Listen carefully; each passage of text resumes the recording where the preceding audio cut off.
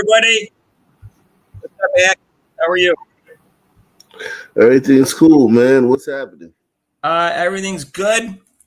Rosalina Lee is had to cancel for tonight, but Adrian Ross will be here until 6:45, and I think she's going to do the semifinals of the Unrivaled League, so she has to leave a little early because she's streaming. And I put an email out to Frank DePope, so if he shows up, he's not late. He's just doing me a favor, just so we know. So I saw your video on John the Liquidator and Mick. I don't know what Mick said because I didn't see that particular video. He puts out 38 videos a day. I can't watch them all. I just watch the ones that I think of interest.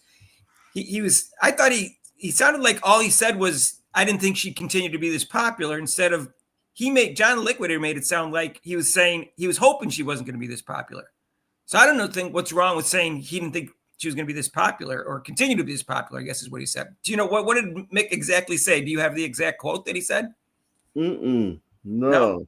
Okay. I don't know why John the Liquidator was calling out Mick so much, because I never heard him.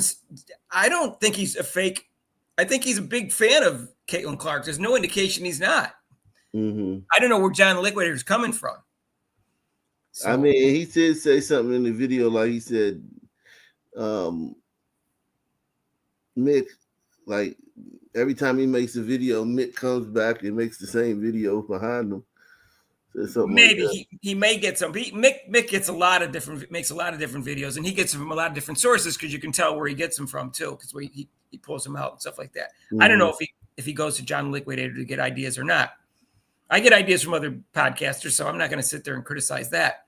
Yeah, because I don't have time to go on X all the time and search and videos and stuff like that. So if I think it's of interest to my listeners, then I do a video on it. If I don't, and Rob doesn't want to talk, if Rob wants to talk about it, I'm more likely to do it. If he doesn't want to talk about it, he goes, we've already done that, or something like that, or I'm tired of that topic, that we don't do it. So that's why we do fewer videos than like Mick, because we don't want to do the same topic over and over again, but at the same time, we got to put out videos. So I don't know. I do agree with him that he flip-flops on his opinions all the time, and that's kind of annoying. But they both have misleading headlines in their videos, so they shouldn't be yelling at each other. They should both quit lying on their headings. They both have lies in their headings, and they're not just clickbaits. They're worse than clickbaits. They're lies. And I don't appreciate that they do that, and it's going to affect them in the long run. Eventually, people are going to get tired of it. And people say that in the comments to me, that they stop going to their websites because they have too much clickbaits and dishonest headings, and then they click on the video and it's not there. Nothing's. I can't tell you how many videos I've seen that when Michael Jordan quotes about Caitlin Clark's game, he's never made a quote, yet I keep seeing videos about it. Yeah, Mike is. Hi, Adrian. Hello. Rosalina Lee canceled today, but I sent an email to Pope. Maybe he'll join us. I don't know. He hasn't responded yet. I sent it about 2 hours ago. So anyways, I was going to start out with one topic today, and then ESPN came out with the video about Caitlin Clark. Now, I don't want to spend a lot of time on this, because we could spend about a day on this, about Caitlin Clark not making the top 5. But I figured the listeners would probably want to hear a little bit about it. I'm planning to do a video on that too. So I already did a video on it, and it was like 35 minutes long, and I have pretty strong opinions on it, but I'll let you guys go and say what you want.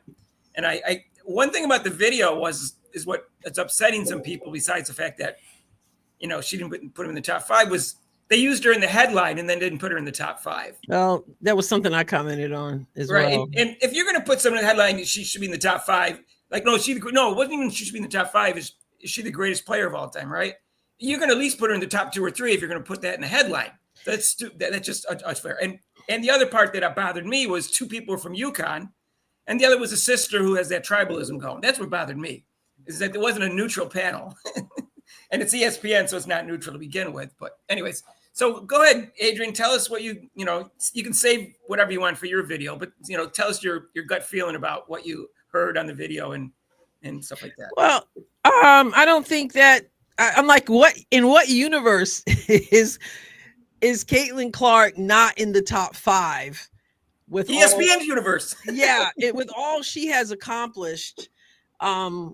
It's just kind of out there. I mean, I understand the importance of championships and all that, but we even saw where Gino Auriemma backtracked. At first it was like, well, you have to have a championship to be considered the GOAT or whatever. But then when it started to look like Paige wasn't doing so well, he sort of changed his tune a little bit. And now that's not so necessary.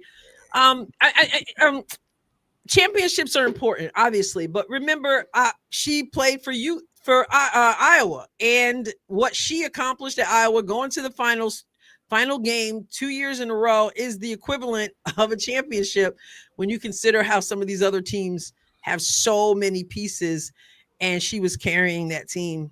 There's just no way, in no reality, is she not in the top 5. Okay, go ahead. Ak? Yeah, and I did a video on it yesterday, and it's just the way that they say, well, of course she can't be in it because she doesn't have a championship. They act like that has been settled. Like, well, like she would be in there, but she don't have a championship. So, I mean, everybody agrees with that, and that's the standard, and, that's what it is. And it's like, okay, so of 80 things, she doesn't have qualified of one because she has every record. She has every record, and she's been to the championship game twice.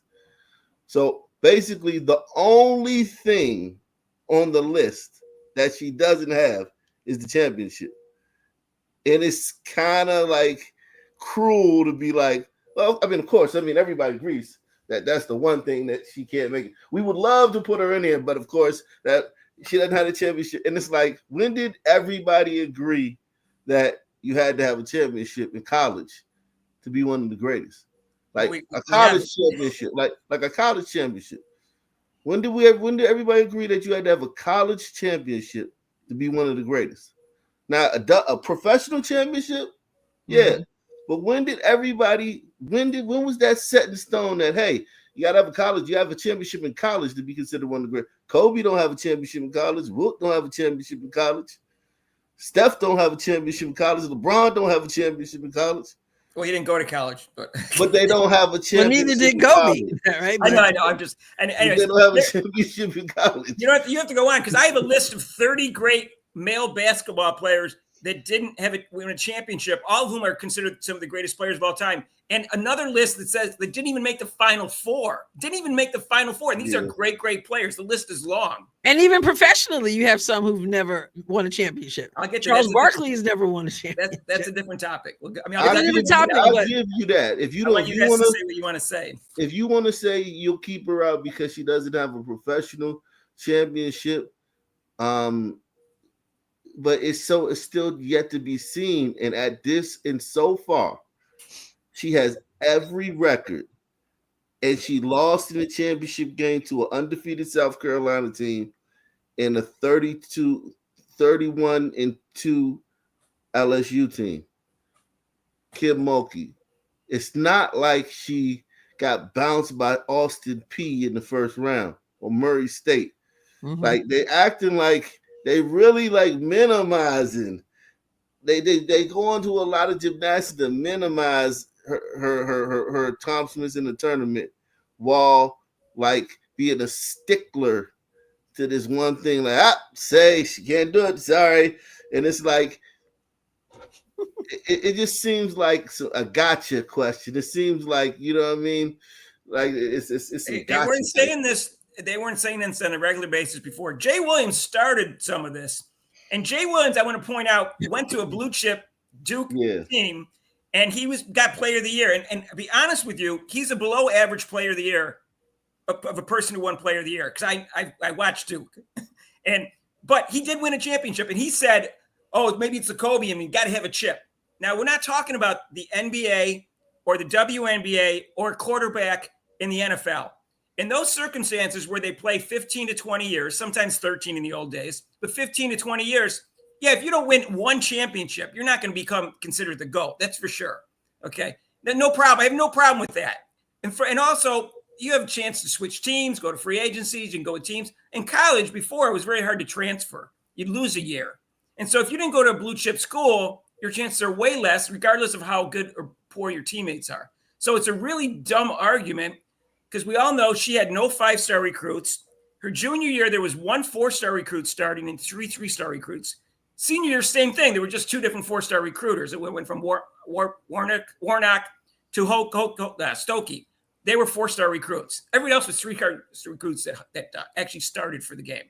If you took Caitlin Clark and you stuck around any of those Connecticut teams and some of those Tennessee teams, she would have won 4 championships or 3 championships, whichever. It doesn't matter which one. But I could stick any player, including Shara Miller, who one of my idols in terms of basketball, and any of those 2 teams and the Iowa team, and no player in history besides her could have dragged those teams to the championship. That, to me, is harder than what they did with winning championships on Super Stack's team. Brianna Stewart had 12 players that went to the WNBA. Dana Taurasi had 10. Candace Parker had 8. Jamaica Holtzclaw, from pronounce her name right.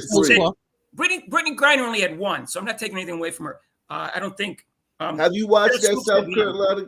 Did you watch the South Carolina game in 2023? I went back and watched it a couple weeks ago, right? The which one? The one did she beat them in the semis? Yeah, when they beat South Carolina. It twice. Yeah, once. Yeah, the one they won. If she, like, almost every 3-point shot she hit, they had to have. Like, it's not like they, it was the type of game where I don't, like you said, I don't see those other players hitting those threes every time they needed them. Like, it was like 8 or 9 times they needed a bucket and had to have it. She did it against LSU too. The next got the bucket, and it's like, if you look at the flow of those games, I just don't see Shamiqua Holtzclaw every single time hitting the shot. Now, don't get me wrong, I love Shamiqua Holtzclaw. She missed it, and she would have hit a lot of shots. But you gotta, like, the only game that comes close to me is Cheryl Swoops against Ohio State, again the championship, where she played, where you gotta hit, like, because Caitlin, so much is on her plate. She gotta stop runs, then she gotta be the run, and then she gotta be the only one on the team that the refs respect, and then she gotta like hit like a 30-foot 3, to cut it to 5, then another 3 to cut it to 2, and then she got to keep them in the game. Like, those other players would have other players on the team that would help them with that stuff. Right. Caitlin had everything. A lot of that was on Caitlin's shoulders.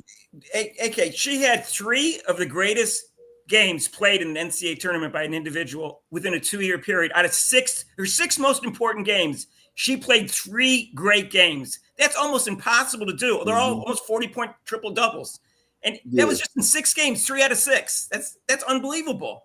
Yeah, and she averages 30 in the national championship game. For losing both games, she averages 30 in those games. I know. Well, it remains the one thing that they can throw out there to discredit her. It's just like, I'm so glad we've got something that we can use. Well, it's not working on me. So that's all I can say. So someone in the thread wanted to know what your top 5 is. So you do have a top 5? No, I don't. Yeah, I don't have either. I just know she's in it. I don't really have a top 5. I know she's in it though. I know that in order to keep it, I don't even like Breanna Stewart, and I know you have to put her in. She had 4 final MVP, and I remember because I was watching during that period. And don't get me wrong, Breanna Stewart is a very good college player. She's a very, very good college player. But they weren't even challenged in any of those finals. It was like 30-point blowouts in all of those finals. It's not like she had to hit a game-winning shot or have to score 10 points in the last 5 minutes. It was just walks. So anyway, someone asked this. So this is Rob's, because Rob told me his today. He has Shara Miller, Caitlin Clark, Breanna Stewart, then Candace Parker, then Maya Moore. That's his top 5 in order. Mine's similar, but not the same. Personally, I think there's a gap after the first three, which is the three that he just mentioned. Brianna Stewart, Cheryl Miller, and Candace Parker. I think Caitlin Clark is better than Brianna Stewart, even though she's not as good defensively. I think she makes her teammates way, way better than Brianna Stewart does. And anyway, so here is my list. And I broke it down in terms of, I listed how many championships they have, how many All-American first teams they have, and how many Player of the Year awards they have. And I want to explain that because the Player of the Year awards, there's like really 5 different major awards, but the Wade Award has different criteria. So there's 4. So sometimes a person didn't win it, all 4 awards each year. So if you see it and not a full number, that's what. Diana Taurasi only won Player of the Year one time in 3 out of 4 of the major awards. So she really wasn't that dominant a player that you think she is. Caitlin Clark won it twice, Cheryl Miller 3 times, Brianna Stewart 3. And you can see my award that's down there. All-Americans in the middle, and the championships are on the end. In parentheses, it has to do with how many Final Fours they made. This is my list, and the top 10 is pretty much how I would think. That the bottom 10 is I want to make sure I get those 11 players in there. They're not necessarily that order. But this is if anybody wants to know, this is kind of when I threw it out, what I studied and what I've seen. I can't say I watched a ton of women's basketball, but I have watched it since 1984. And so I have somewhat of a say. But Nancy Lieberman, I barely saw play, like in the 76 Olympics maybe, and highlights of her. So, and same thing with Lynette Woodard. I saw her in the 84 Olympics. She was probably the second best player in the team after Cheryl Miller. She was the second leading scorer. So anyways, that's my feeling is there's a little bit of a gap after those 3, even though great as Maya Moore and Candace Parker were. But if you don't put Caitlin Clark in the top 3, I think you're delusional. That's just my personal opinion. And Cheryl Miller, I thought was the greatest player of all time until Caitlin Clark came around, and her ability to make everyone else better, I just gave her the edge. If Caitlin Clark, if Angel Reese had Caitlin Clark's stats, like if Angel Reese was just running around shooting threes and shit and all this crazy stuff, it would be such a different narrative. She would get the benefit of the doubt. It's almost as if Caitlin gets the opposite of the benefit of the doubt. Well, she's only got a championship because Caitlin Clark beat South Carolina. South Carolina lost to LSU that year by 24 points. If they had played a second time, the chances of them winning were very, very slim. So she's lucky she got the championship because they beat South Carolina. Yeah, LSU's beaten South Carolina's beaten LSU 17 straight times. Yeah. So anyways, So in answer to your question, that I gave you Rob's. This is mine. I'll take this down so we can talk about something else. I'll talk about this more later because I got some other topics I want to talk about. And I do want to talk about Angel Reese. So Angel Reese, she's a lightning rod for a lot of things, and her defensive ability seems to be in dispute. So I'll just say what I thought. I thought in college she was a good defender. When she entered the WNBA, she was an average defender because the level of competition went up. And by the end of the year, she was a good defender. I never saw her as a great defender. I didn't watch Unrivaled. I heard she got Defensive Player of the Year. I can't imagine she's better than Nafisa Collier. I know Nafisa Collier got MVP, and she started the league. So if she got both those awards, people go crazy. I just did a video on that. I figured that. So tell me, I didn't watch. Go ahead, Adrian. Tell me how she did defensively in the Unrivaled. Did she deserve? I just put a video up just a few minutes ago on this whole topic, and you kind of hit some of the things that I talked about. It doesn't add up. Okay, so Nafisa Collier Angel leads the league in rebounds. But of course, there's not like people are really trying to rebound here in Unrivaled. There's not. People want to get down and get the ball. So Nafisa Collier beats her, though, in defensive rebounds per game. So Angel has more offensive rebounds per game, but Nafisa has more defensive rebounds per game. Nafisa is well ahead of everyone in steals per game. She has 2 steals per game. The closest is Dejanay Carrington with 1.5. Angel has 0.6, I think. Nafisa leads her in blocks per game. Angel is like 0.8 or something. Nafisa's 1 point something. And as far as getting fouls, personal fouls, Angel has more personal fouls than Nafisa Collier. So in every single category, except overall rebounds, Nafisa Collier wins.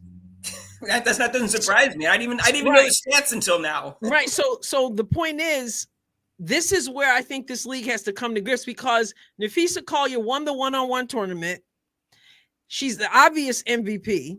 Right. And obviously she was awarded that. She should have been Defensive Player of the Year. But see, now when she's the co-founder also, you run into some stuff that you cannot argue. Napheesa Collier is the MVP. You can't argue that. You can't argue Defensive Player of the Year from the sounds of things. You can't. But what I'm saying is that you absolutely cannot argue, period, about her being the MVP, as we call her. Right. But you can start to say, well, Angel, her rebounds, she did pick a few pockets out on the perimeter. She's going to go for rebounds when other people don't really care. But she should not have been. It's Angel. You kind of want to say, oh, she's the inaugural Defensive Player of the Year. And then you have that dynamic where Napheesa Collier's could win everything and be the co-founder, and it gets a little tricky. What about DeJounte Carrington? I can't imagine that Angel Reese played better defensively than DeJounte Carrington. DeJounte Carrington is an amazing defender. DeJounte Carrington was injured. She was injured quite a bit, so she was out for a while. I don't like her, but her ability to reach in and poke at a ball and be on ball defense is amazing. Just like Napheesa Collier. Napheesa Collier is the best defender I've ever seen in women's basketball. So go ahead. Well, just real quick, we had talked recently about voting, and that voting should be transparent. Right. I don't know how that works with Unrivaled, but I did see someone posted on Twitter the other day, and she just wrote, my votes for Defensive Player of the Year were, and she had number 1, Napheesa Collier, number 2, Ryan Howard, number 3, I forgot who 3 was, but it wasn't, I don't think it was Angel. Defender, yeah. So what do you think, Ack? Did you watch much Unrivaled? You there? I was Did you watch much Unrivaled? Did you have an opinion on this? I know you made a video, but you didn't have much of an opinion. Yeah, I mean, I think that she's giving her the defensive player of the year. I watched some of it. I'm not gonna sit here and lie and say I probably watched like 2 whole games, and I watched the tournament, the one-on-one tournament, and I saw bits and pieces here online, and I saw her defensive highlight tape, and I will say this. Angel is good perimeter defender. Like, she has got fast hands. Perimeter. You know what I'm saying? She got fast hands. She picked a few pockets, yeah. And she's not like, she doesn't get off the ground, but she still manages to block some shots, but she doesn't get off the ground, so her effect down low isn't what it should be. But I will tell you this, and I've always believed this since I was a little kid at basketball camp. This is what we was taught. The defensive possession is not over until you get the rebound. It doesn't matter how good you play defense. If they get the rebound, it was all for naught. That's why I say that Caitlin Clark's defensive rebounding ability counts as part of her defensive skills. Yeah, so getting the rebound on defense is not just defense, it's the biggest part of defense. And Napheesa beats her in that category. Okay, yeah, I got you. But what I'm saying is that people try to minimize rebounds. No. And you slide your feet for 25, 30 seconds. You keep people, you force a bad shot, and then they get the offensive rebound. And it's like, oh, yeah. You know what I'm saying? So yeah. Every coach has said, I've said this over and over again. Every coach is yelling from the sideline, box out, rebound. And not everybody wants to rebound the basketball. It takes a nose for the ball, and it takes wanting to get the basketball. And Angel Reese, obviously, she does that. This is 3-on-3, though. It's really different. It's more wide open, and they're not really going for it. So, all right, Lloyd, right. So I've heard one podcaster, I'll say his name because it was positive, Mick Talks Hoops, said that Angel's a great defender. I heard another podcaster I won't mention because he said it early in the year, and to be fair to him, I won't mention his name, but he's an ex-basketball coach. He said Angel can't defend. Now, that was earlier in the year. She wouldn't get any blocks. I don't think – I'm somewhere in between that. What are your feelings of her as a defender in the WNBA at the end of the year? Say at the end of the year. I don't know. Nothing stands out other than her rebounding to me. Okay. Her perimeter defense that I was talking about stands out more for me in Unrivaled.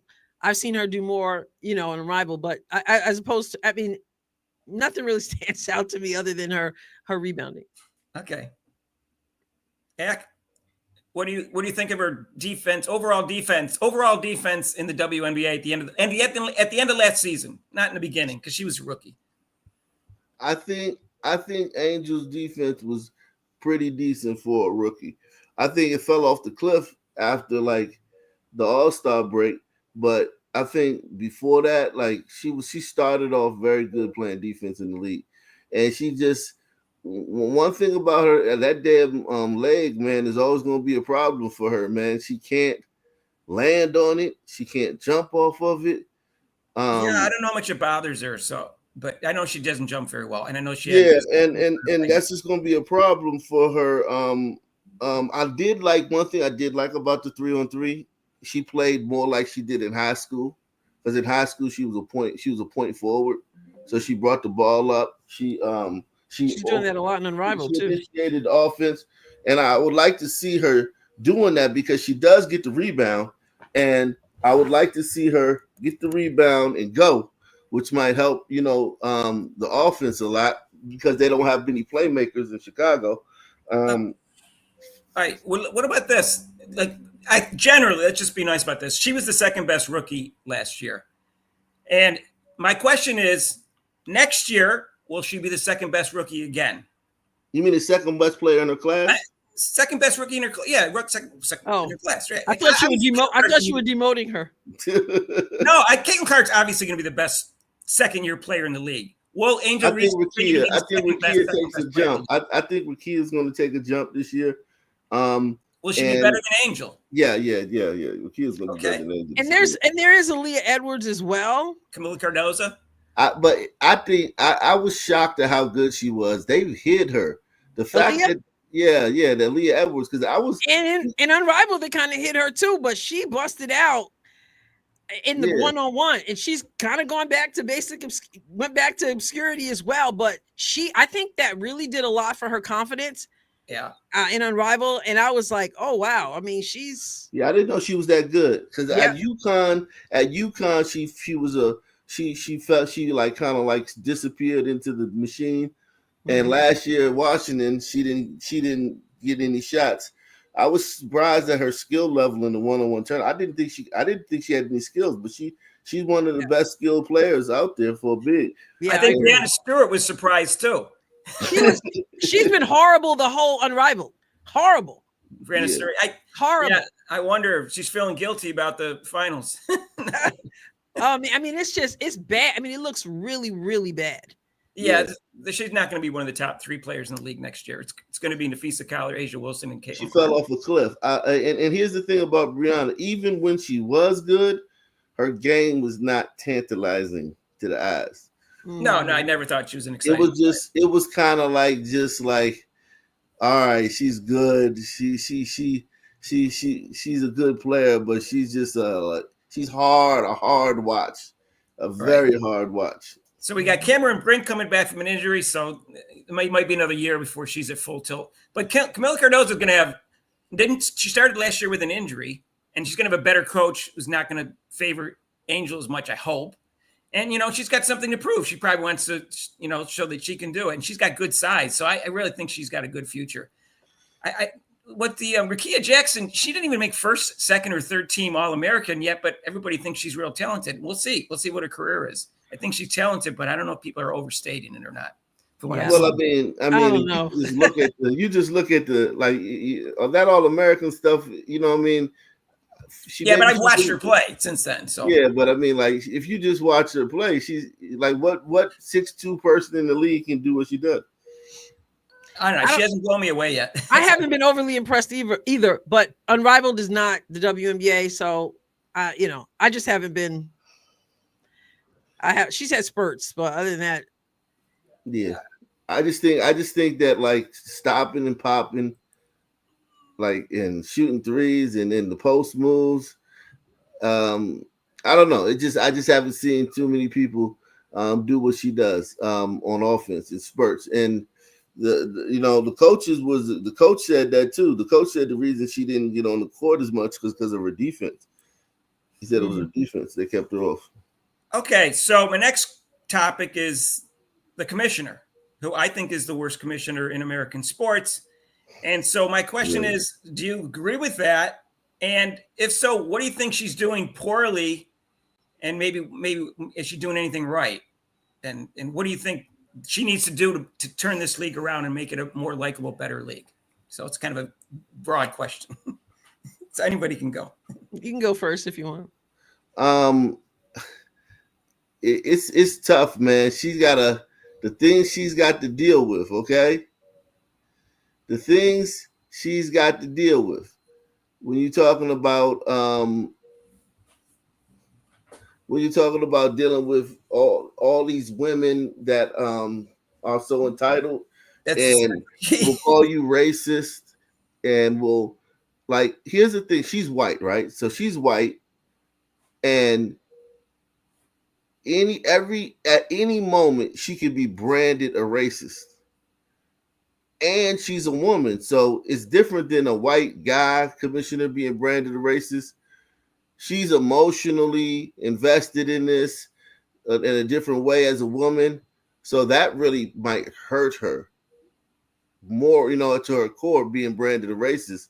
You think that's why she's scared of the players? It's over. Yeah, it's over her head at every moment. You can tell she's terrified of the black players. Like that. That's just like, it's very obvious to me that she knows that if a black player in the league has just as much power as her. We saw it with the Kelly Loeffler thing with Renee Montgomery. That coup. Remember the coup she did on the land? Are you familiar with that, Adrian? Yeah, I've heard a little. They got her fired, right? Claimed that she was a racist. Kelly Loeffler said the league should focus more on basketball, less on BLM. A player, Renee Montgomery, on the team. Yeah. I saw your video. I did see your video. On the owner, and then joined the ownership group that bought the team. Right. That could never happen. No male commissioner would ever have to deal with something like that. Mm-hmm. That could only happen in that league. With any player, because of the race card, has just as much power as you do. Well, I did a video the other day because of what I heard Angel and Dejanay say during that interview on Unapologetically Angel, when Angel asked Dejanay how she felt when she found out that she was most improved player. And Dejanay said that she was just like, she realized it was Kathy on the phone when the phone rang. And then she was like, what did I do? What did I tweet? And then Angel was like, oh, Kathy, what do you want now?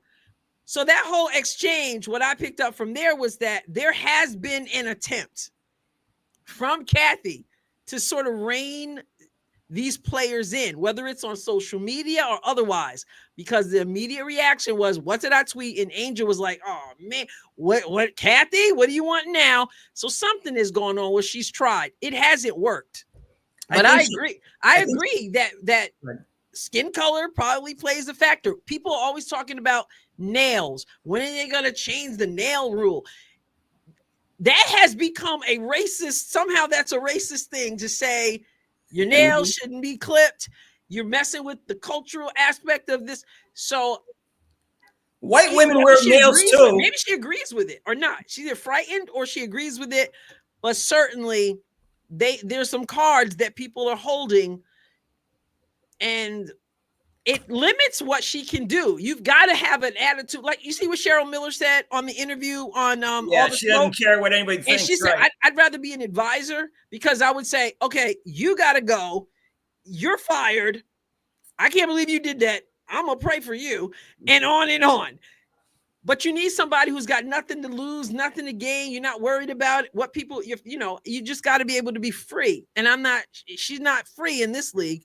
No, that's why I think she's afraid to support Caitlin Clark in every way, both in the marketing and in the fouls. It's not just her. That exists. Everybody's tippy-toeing around, and whether it's the black players or it's the The folk like Diana Taurasi, there's a mindset where we had sort of like your parents growing up. My parents used to say, I can't do for one what I don't do for the other. You have this feel, you got to do them both. And I think a lot of people have bought into that mindset that we don't want to step on these people. And so we're willing to downgrade Caitlin Clark so that other people don't feel like they're being overlooked. Here I think is the test. Here I think is the test for her as a commissioner this year. Because the number one problem in my view in this league, besides not marketing Caitlin Clark and treating her like crap, is that it's prison ball and it's the physicality, and they haven't cleaned it up to make it more aesthetically pleasing sport. They don't want to clean it up. I'm just saying that's what I think is the key is tell the refs to call it 25% tighter, because that physicality are just fouls that aren't called fouls. And they need to get rid of that and open up for all these talented players that are in college right now, so it's a more pleasing sport to the eye. And I think that's the key there. Does she do anything about the refs and cleaning and tightening the game up and not letting me so physical? So the bulking women don't dominate who are boring to watch. I think that's me. That's I guess that's why I see it. A lot of other people said the same thing. So you talked about Cheryl Miller, so we'll go right into that. So Cheryl Miller said some interesting things about Caitlin Clark. And what I found most interesting was that she was surprised by her high IQ. And I said, well, Cheryl Miller knows basketball better than any of us. She saw the IQ before. And then I'm saying, oh, she saw it was even higher and higher than she thought. So Are we underestimating Caitlin Clark's IQ and ability to make her teammates better? It's hard to imagine. I think she's the best at it of all time. But I found that very interesting. And she also the defensive comment that she made about Caitlin Clark, which I don't know what it means because I don't know what she thought of her defense before she said that. She said she's a lot better than she thought. But go ahead. She thought it was bad. She thought it was really bad before, right? Yeah. She realized it was better. Well, yeah, it's like seeing someone up close. You know, I mean, you can know that they have a high IQ, but until you get out there and you're working with them, you're practicing with them, you hear what they're saying, it's a whole different story. Or even how quick. I remember Cheryl Swoops. They would say, "You think she's fast on television? Wait till you see her in person." It's just a whole different level, you know. What do you think, Ak? About what Cheryl Miller said? Yeah, I think it's kind of like how there was a song back in the 90s called "You Will Know." I know Adrian knows this one. You will know. R&B song. All the male R&B stars got together and they made that song. You will know. You will know. I should just say no, so I can just keep. Okay. You can keep singing. Okay, keep me from singing it. Yeah. Anyway, so it's like 30 of the best R&B stars of that era, right? But they only had 3 verses, and they had to pick 3 leads for the 3 verses. Can you do me a favor, Ak? So it's like sing again on our show. I wanted him to keep singing. That's why I was gonna say no, so he can just keep going. But what I'm basically saying is like I can't sing. When you get the best together, you do. I was like, damn, Aaron Hall, he had the most leads, right? Aaron Hall on that song. You had Babyface, you had R. Kelly, you had Gerald Levert, you had everybody. But the dude who was the lead singer of the song was Aaron Hall, right? So it's like kind of like when you get all the greatest together, the greatest of the greatest. So Cheryl Miller only saw her at the All-Star game amongst all the great players. So she was seeing Caitlin Clark. She wasn't seeing Caitlin Clark at Iowa with a bunch of, white girls. She was seeing her at the All-Star game. So she probably was more, her skill was more magnified. Like if you look at the clip where Kelsey Plum's Gardner 94 feet in the All-Star game, Kelsey Plum's doing that for a reason. Yeah, she wanted to. Adrian already said that in her video. She needed playing time in the Olympics. Rob and I talked about that before. The comedy act, right? They're doing that. They like at that level. When you play in the Olympic team in the All-Star game, that's everything's on the line. They wanted to win that game. They lost, so it don't matter. But during the game, they were doing everything they could to win that game. They did not want to lose that game. I think everyone in the league, especially those 23 other players, found out how good Caitlin Clark was in that game. Everybody. Jonquel Jones' face when Caitlin zipped that pass through after Kelsey Plum. That's going to be famous for the next 20 years. Absolutely. So I have a question from a coaching standpoint. Lisa Bluter is I think, a great coach. I don't think she's a great defensive coach, but she's a great coach. She's won Coach of the Year nationally. And offensively, she may have been the perfect I coach. I gotta run, Mark. Sorry. Okay. Right. Oh, you do? Yeah, All I right. gotta run. All right, it's fine. I'll talk to you later. That's fine. It's a coaching question now, anyways. And she may have been the perfect coach for Caitlin Clark, but do you think she did a disservice to Caitlin Clark by not correcting her bad defensive habits, especially her not bending her knees during her on-ball defense so she can slide her feet easier? It's a good question. I think I'm a stickler for things. So I'm going to say that you always want to make sure that you take care of those kinds of things. But at the same time, I think she was probably picking her battles, and Caitlin being such an incredible offensive player, they were more content to just allow her to conserve that energy and be that offensive weapon they needed. And they were okay with mediocre defense because of what she was producing for the team. And of course she may have tried to, get her to work on it. That. And then it's a whole different story. But I think she did well with her, but I'm such a stickler for those little things. So I probably would have pushed it a little bit more.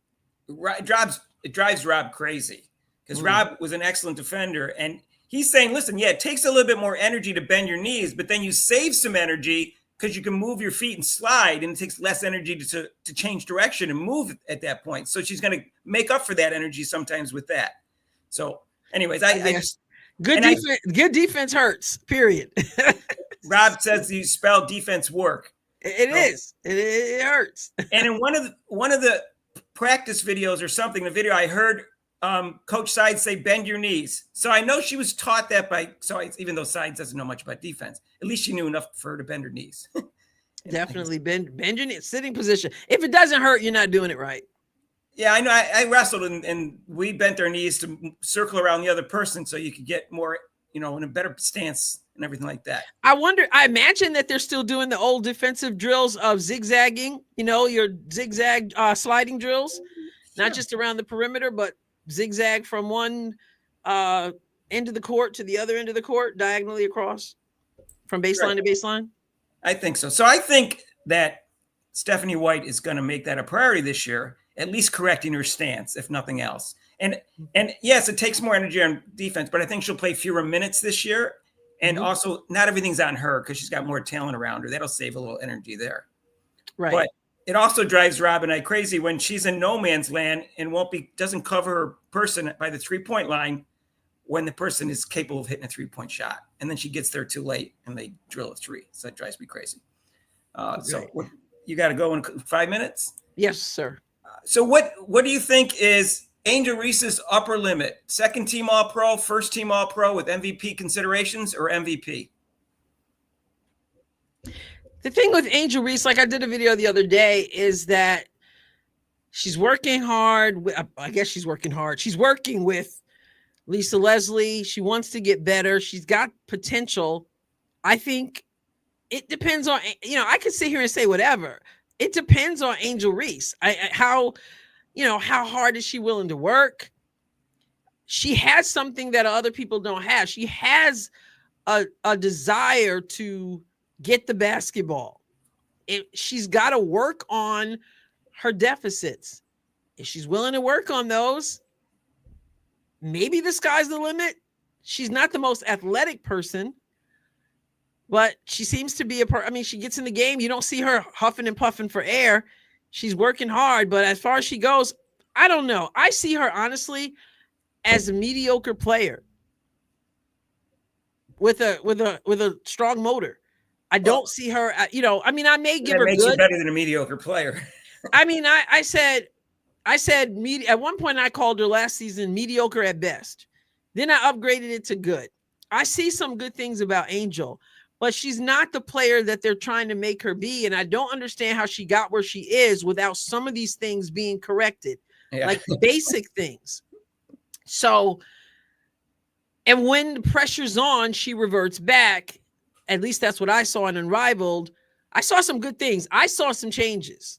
I could see she'd been working, but I could also see her revert back. and she forces things because she went right back to what she does. I think a lot will depend on how Tyler Marsh coaches her, because I think she lost a year of progress with Teresa Weatherspoon. I agree. So you weren't here on Thursday, obviously, and Chick's Dig podcast, whatever his name is, he suggested that the Unrivaled League is not going to make it, and Caitlin Clark never joins, and he said to turn it into a developmental league. And let's say maybe that's happened. Let's say, for instance, that they make a profit because they got three things going for them. They got Caitlin Clark and some of the momentum from the league before that, but very little. It's mostly Caitlin Clark. They have all these fees they're taking from the expansion teams. There's like 125 million, 100 million, and 250 million. And their TV contract went from 60 million to 220 million. What, we talking about Unrivaled? No, we're talking about just the WNBA. So okay, let's assume they make at least a small profit and they want to go to 16 teams. So what I'm suggesting, and all three people disagree with me, but Chick Stick, our podcast, didn't disagree with me, but the three gentlemen on our podcast did, Rob, Pope, and AK. I suggest them they go to 60-game season and everyone plays everyone 15 times once they get to 16 teams and get rid of, so they don't have to go overseas anymore. And you can actually design it so their playoffs never compete with any of the playoffs in any of the other sports by playing like June 18th to December 18th, or you can go, I think I did it from October to April. Either way, you can always design it so their playoffs don't compete with any other sport.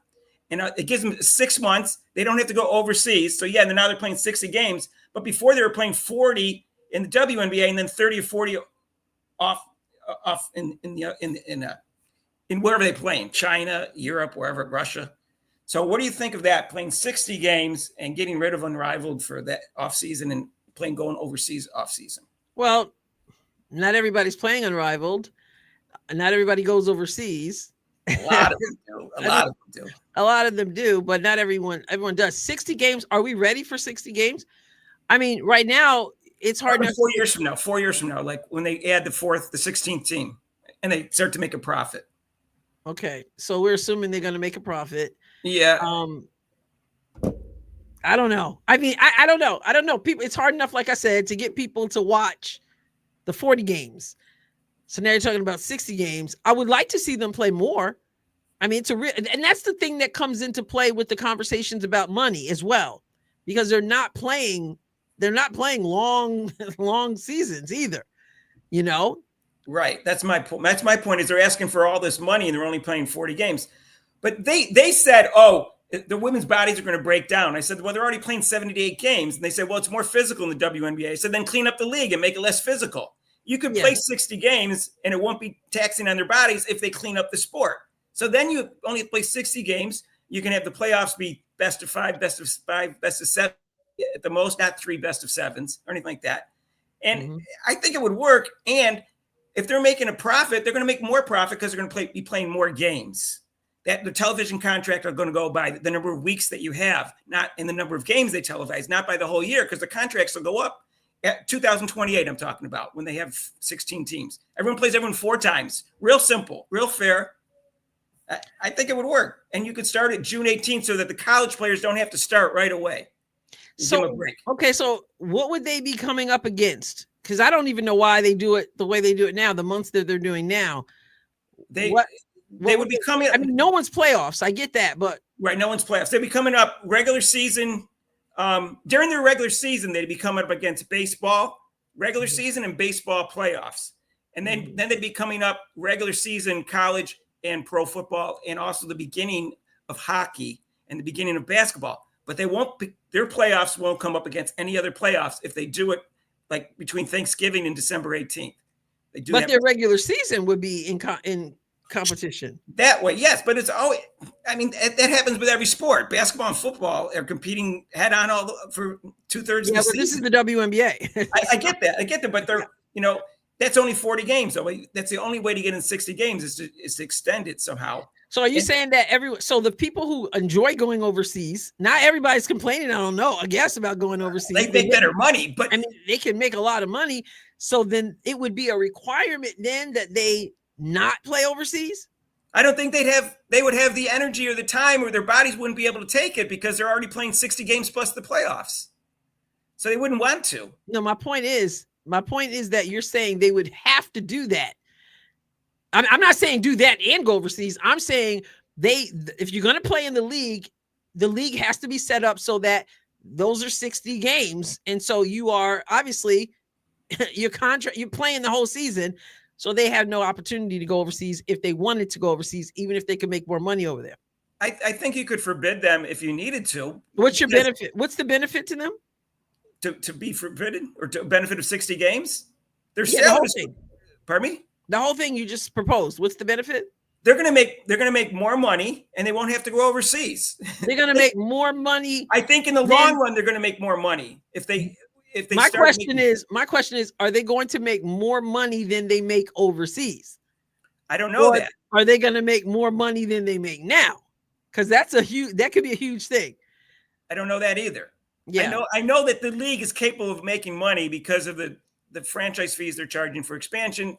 Also, I mean, if they only lost $50 million last year, they're taking in $250,000 in this one, just Cleveland, right? So it's $500,000 they're taking in. I mean, no, I'm sorry, $500 million they're taking in. And they're also taking in, instead of $60 million a year, $220 million a year. It's $180 million a year. How are they not going to be making a profit? They only lost $50 million last year. Yeah. The numbers don't add up, first of all. And I don't know I don't know all the economics of the NBA and WA agreement, because they may have to be paying them for interest, for the loans, for the investors. I don't know all that. Yeah, I do know they can make money with this momentum they got, because they got 3 ways to make more. 4 ways you can extend the season and make it longer. That gives you a 4th way to make money. Mm-hmm. And then that's why these women are unrealistic about the salaries right now, because they're only playing 40 games and they don't have enough popularity yet. Yeah. I mean, the amount of money that they're making, a lot of people would like to make that amount of money in the time that they play. Imagine when Caitlin Clark makes her first finals. That will generate a lot of interest in the league. And that, I think it's going to happen this year. And yeah, I'm with you. That's going to give momentum for the following year. So the league is going to grow. She's going to be in a lot of finals because she's always going to attract good free agents because people want to play with her. Yeah, so I agree. How many championships she's going to win? I don't know, but she's going to be in a lot of finals. Mm-hmm. Yeah, no, I'm with you. And that's why I made the prediction I made, that she's going to be the first woman to win 5 MVPs and 6 championships, because of the fact that she has the added advantage of getting the free agents. And she's got a good organization now. She had a lousy organization before. Big difference. Yeah, it's going to be interesting to see how it unfolds. This isn't I'm really kind of curious about how the CBA, I mean, when you listen to that conversation between Angel and Dejanay says she goes to the meetings and she was just like, it's going to be something. And Angel's like, I can't wait. So there's something being talked about where they obviously feel like they have some leverage. We'll find out soon enough. They have less leverage than any other league in the country, major league, because all those leagues make money. And they have to realize that. So it's going to be ugly if they think that they have more bargaining power than they do. Yeah. And I'm convinced they think that. And I know Unrivaled figures in there some way. You know, It was interesting when Kathy Engelbert showed up at one of the Unrivaled games. I was curious as to whether they gave her a tour and everything. They didn't interview her on the sideline like they always interview these people who come into the games. They did not interview her. That's interesting. But she was there. Well, she never gives a good interview anyways. Yeah. But, the only thing she knows how to do is say best. There was this one interview, and in 2 paragraphs, I think she said best 5 times. Goodness. That was, we made fun of it. Rob and I made fun of it in the video. But I did think it was interesting that she showed up. I'm sure that's what they wanted her to see, because somehow Unrivaled figures into this whole thing. I don't know if they think, well, if you don't give us what we want, we'll always have Unrivaled. I mean, I don't know what they're thinking. Caitlin Clark doesn't play Unrivaled. I don't see how that league makes it. And I don't see her playing from what I've watched of it. I wouldn't want to play in it. I'd want to do something else if I was Caitlin Clark. And I wouldn't do Brianna Stewart a favor. She's co-founder of the league. I just don't think Brianna Stewart likes Caitlin Clark, and I think I don't know about that, but I really like Nafisa Collier, and there have definitely been some good moments in Unrivaled. I wish them well. For 2 people to have a vision, anybody can sit and talk. For 2 people to have a vision of something, and then go out and make it happen. If it fails, it fails. But I totally respect that they went for it. While others sit and talk, they went and tried to make something happen. So I can't fault them there. Brianna Stewart has made a couple snide comments even with Caitlin Clark. The first one is when they asked her, could she be a great player? Not considered one of the greats. She didn't say the greatest or even one of the GOATs. She just said a great player, one of the greats. That could be like one of 100 people. Now you got to win a championship to be one of the greats. Well, she went to UConn. That's what Gino was spewing. So yeah. Well, Gino was spewing that until a month ago. Exactly. And if he wins one, he might get back. He might go back to that. We'll see. We'll see. It's funny because UConn didn't get a number 1 seed. Yes. And Gino seemed fine with what they got. Yeah. He's not going to complain too much, but Yeah, the Gino I remember would have. Yeah, he didn't. He's not going to get South Carolina. Like Staley. He's not going to get South Carolina to the finals. That's why he didn't complain. Well, there's that. So. Yeah, and then that's why he didn't complain. I looked it up. He won't get him to the finals. So, and that might be the finals. They have the two best coaches, probably, right? We shall see. Don't you think those are the two best coaches? Oh, they're the two storied coaches. Yeah. Oh, Kim Mulkey. He put her in there. Obviously. Yeah, Kim Mulkey. Right. So we'll find out. We'll see what happens. But yeah, I'm gonna do the thing after you leave. You said you didn't follow college basketball this closely. As close, very closely. Not enough to get too deep. Well, we'll find out. Basically, Paige has been playing well, but not assertive enough, and hasn't. Yeah, I knew that. I've seen that. I've seen some, but I think one thing, and I got to run, but I hope that one of the hard things about following college basketball, I'm thankful that I do these live chats and people keep me in the know. We'll be doing this live chat. Somebody's watching this game, that game, and everybody's reporting, but you don't have access to all the games. They're all over the place. That's number one. Number two is honestly, I don't enjoy watching these 30, 40-point blowouts. I really don't.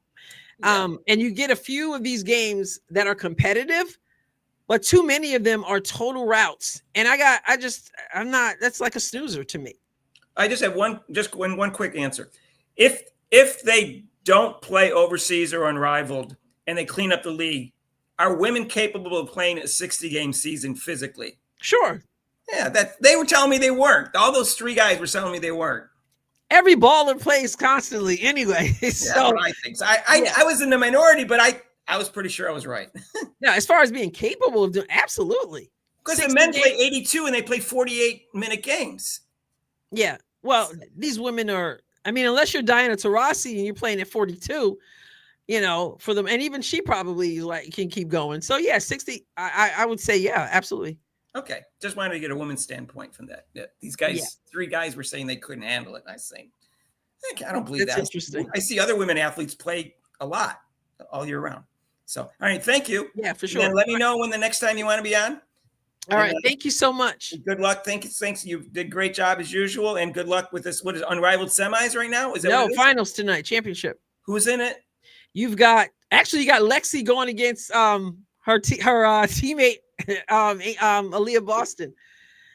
So who's it? Did the Owls make the finals? The Owls were upset last night by Vinyl. Aaliyah Boston. This team that had only lost 1 game. And they lost. They were winning. It was 49-20 something at one point, and it was 10-point lead in the 4th quarter. And Vinyl came back and they won. Wow. No. I'm sorry. In Rose, they were down 49. Rose to Laces, and they ended up winning.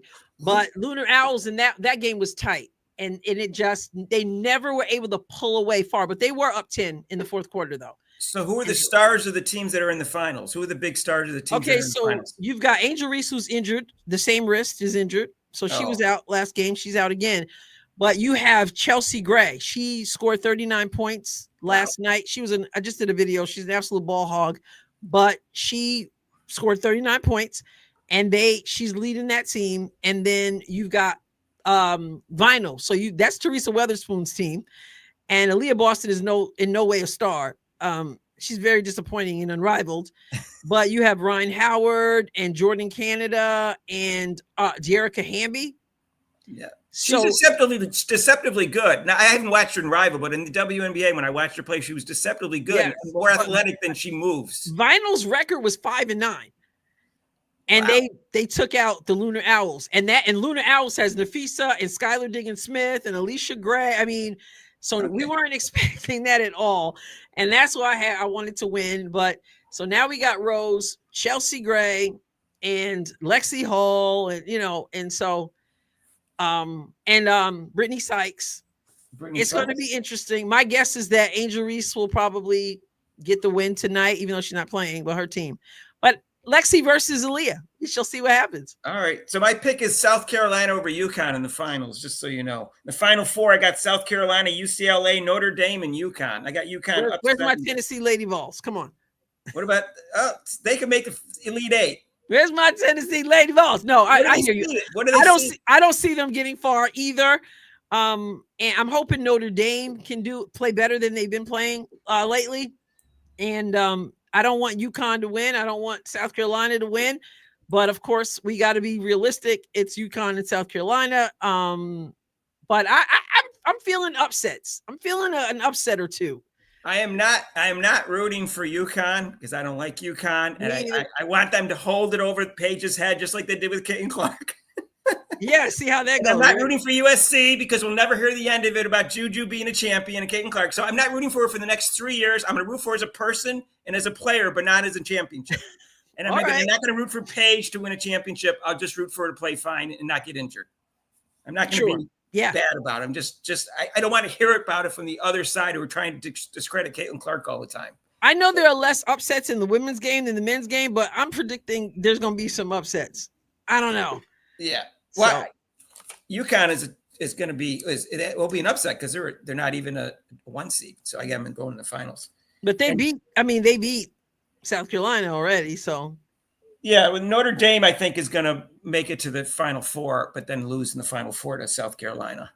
That'll be an upset because they're a 3 seed. Surprisingly, they were 8th in the country. They got a 3 seed because they lost 3 of the last 5 games. Yeah, they didn't.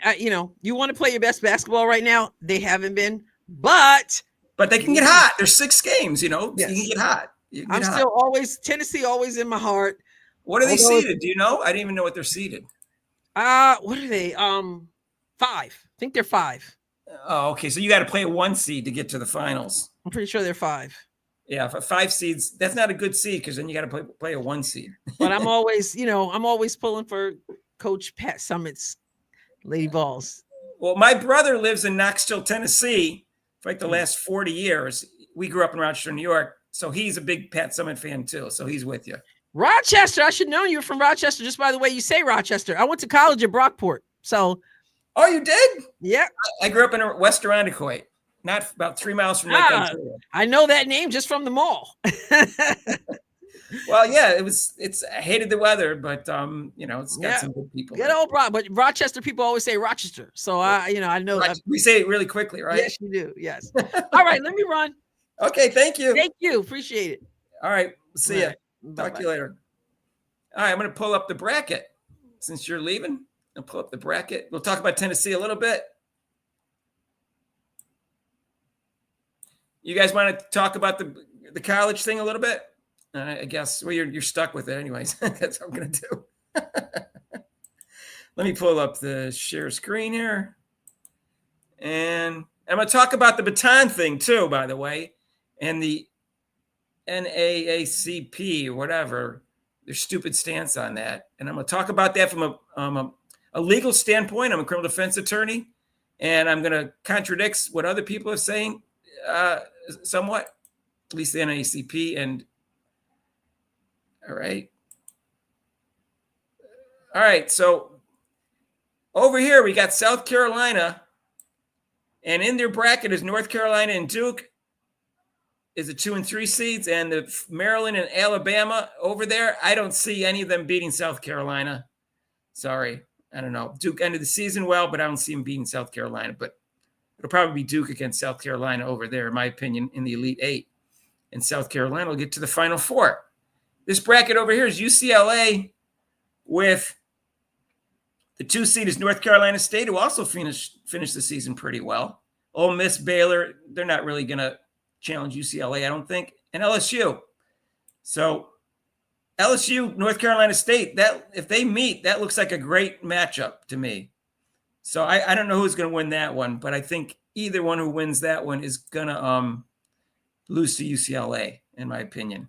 But who knows? They could beat UCLA. UCLA isn't a dominant. Down here is USC is the number 1 seed, and UConn only got a 2 seed, even though they were ranked 3rd in the nation.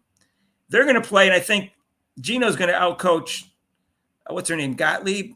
I think she's going to outcoach Gottlieb, and they're going to win that game because they're going to get outcoached, not because UConn's any better than USC, and not because Paige Becker's better than Juju Watkins. But I think what's going to happen is UConn's going to get there. I don't think Oklahoma can beat UConn. They're the 3 seed. And Kentucky and Kansas State, they can't beat USC, unless it's a long shot. Anything can happen, obviously. Over here is Texas is the number 1 seed, and their 4 and 5 seeds are Ohio State and Tennessee. I don't think those teams can beat it, even though Adrian thinks Tennessee could. Ohio State, they don't look strong enough to me. They've had too many losses. Notre Dame's down in the 3 seed along with TCU. That'll be a great game, I think. A lot of guard play in that one. I'm going to take Notre Dame. I think they're going to get on a roll, but then they're going to lose. I guess they're going to lose to, they're playing Texas. They're going to beat Texas and make the Final Four. And then they're going to end up having to play South Carolina in the Final Four and losing, and UCLA is going to lose to UConn because they're going to get out-coached. And so I'm going to take the coaches, even though I don't like Gino. But there's probably going to be way more upsets than I think, but I did pick some upsets. So what do you guys think? Who's your Final Four? There's 110 people on this podcast right now. So tell me, what was the high number tonight, by the way? I never looked at the numbers. You guys tell me what the high number was up in the number of people that were watching? Can you guys tell me? I didn't look. I got up to a couple hundred, I guess.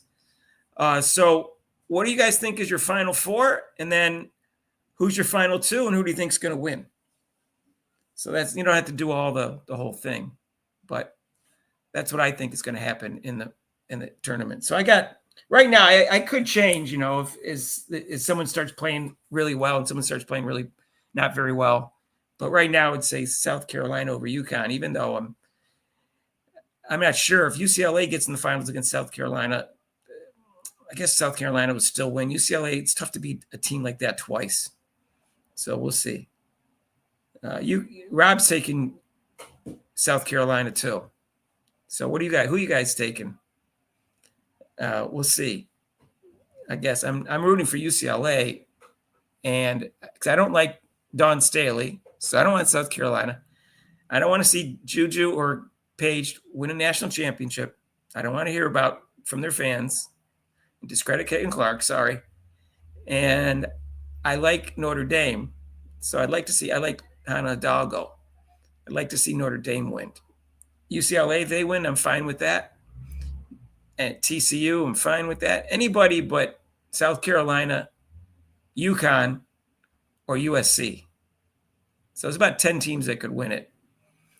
So, but those are probably only 6 or 7 have a real shot at it. So I got 3 that I don't want to win. So what do we got here? All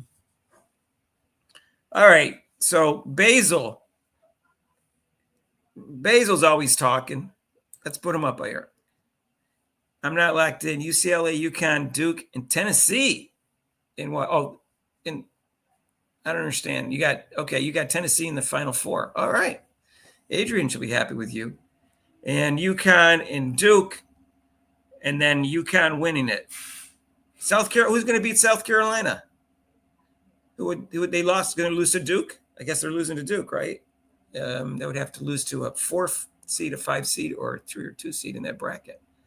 And Duke is the 2 seed. So you got them losing to Duke. Is that my reading that right? Do I still have that? Did I take that down? Oh, yeah. I guess they'd have to lose to Duke. Isn't Duke in South Carolina's bracket? All right. So that's Basil. Who else is going to have enough guts to give me their predictions?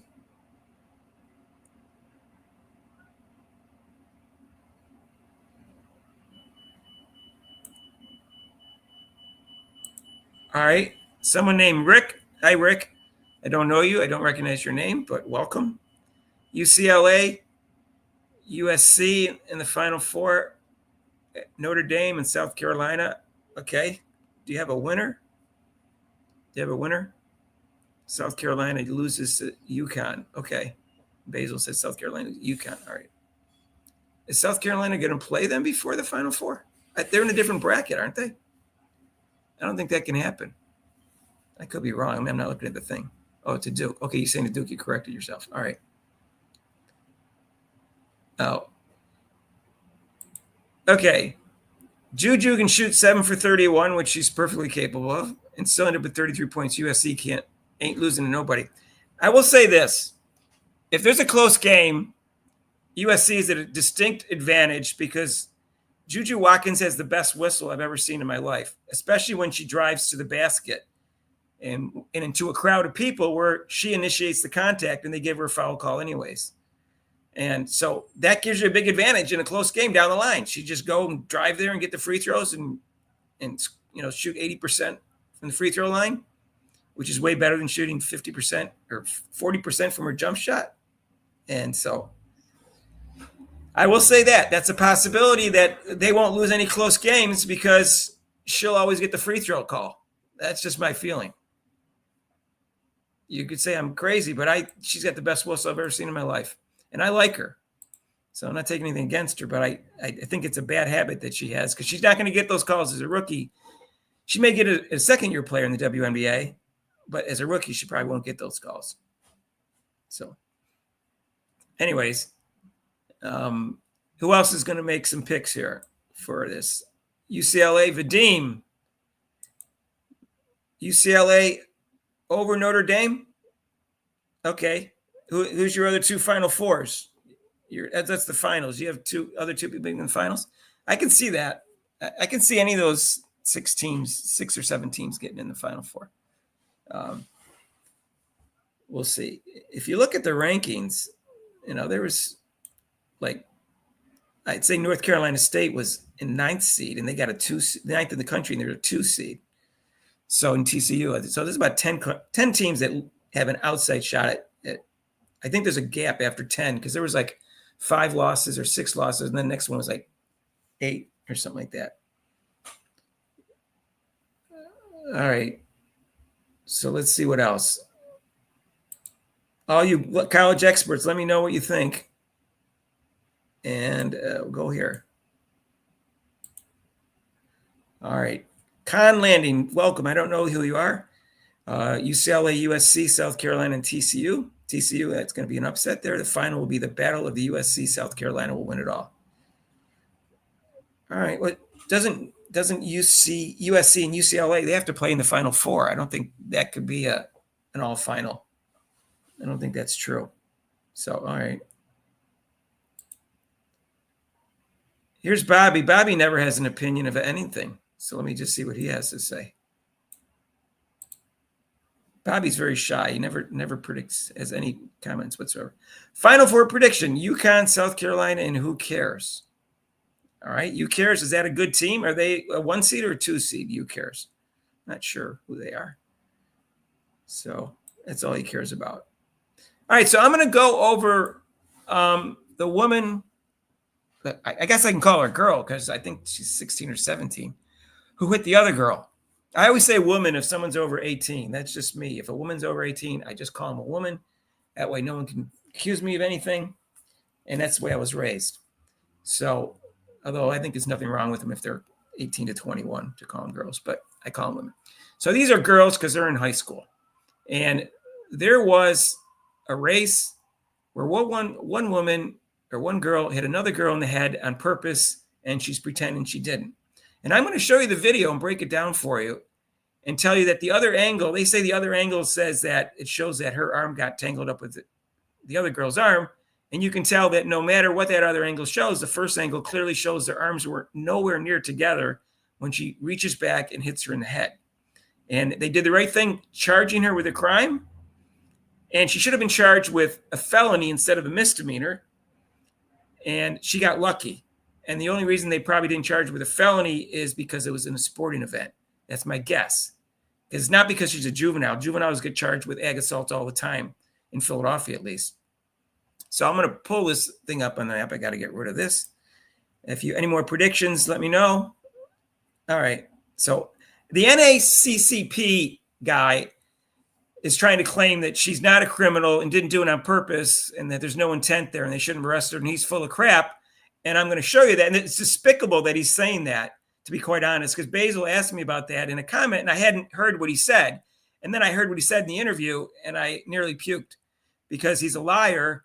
And anybody that watches this angle right here knows it's 100% not true. And I'm going to pull that up. I have to, let's see, stop screen. I have to get rid of that. Reset, share screen. And I'm going to put that. I have that videotape here at NACP. Okay. So I'm going to share this and then I'm going to put it in, I'm going to play it in slow motion for you even. So you can see that there's no dispute that this woman did this on purpose. And let's play it right now. This is 1/4 speed. Caitlin is passing the other. Now look at their arms are not tangled up, and she's reaching back with her arm, looking at the woman's head, and then swings.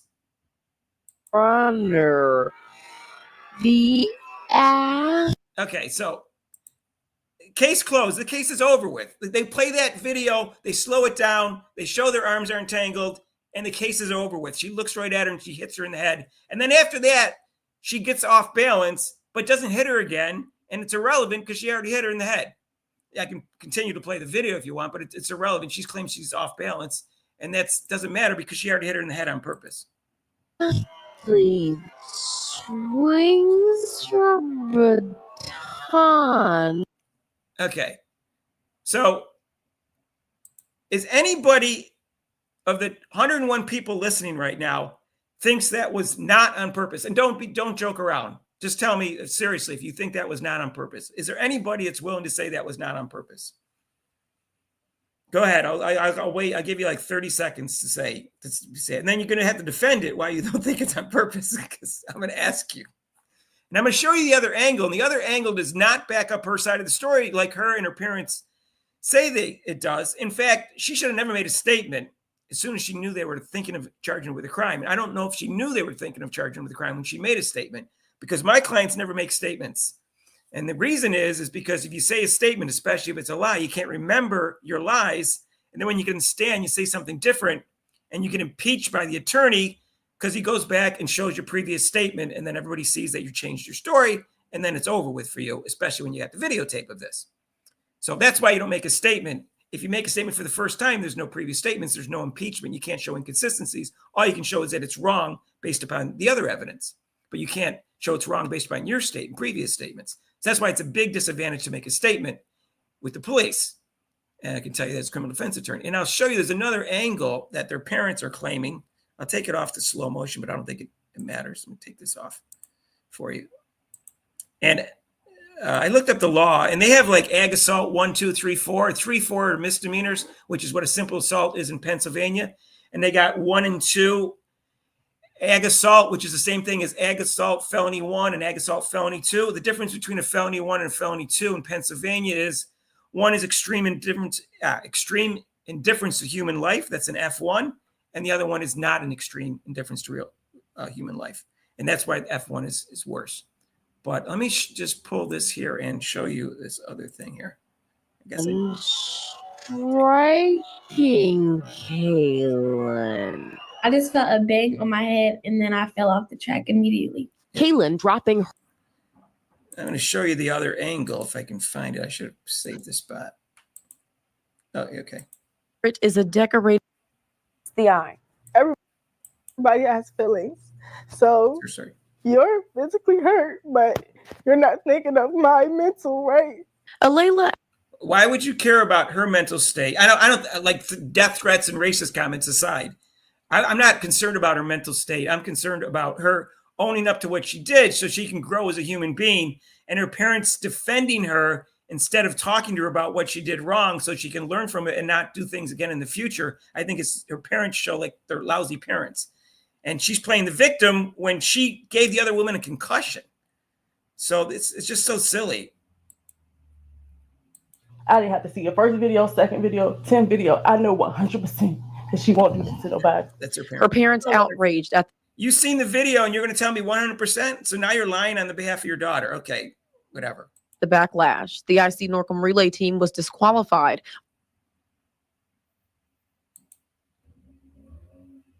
Asking for an apology from Malayla. That's the other angle right Something there. she wants to give. It doesn't. It just shows that they look closer together than they are. It doesn't. But show she that said her arms are tangled up when she hits her. In fact, you can see her arms are separated right there at that angle. I'll play it again if you want. the other family spoke with the news station in Roanoke asking for an apology from Malayla. Something she wants to give, but Yeah. See, that angle is very ambiguous, but it doesn't matter because the other angle is 100% crystal clear. So now I'll play what the NACCP guy did. I think it's at the very end here, if I'm not mistaken. No, hang on. Oh, yeah, here he is.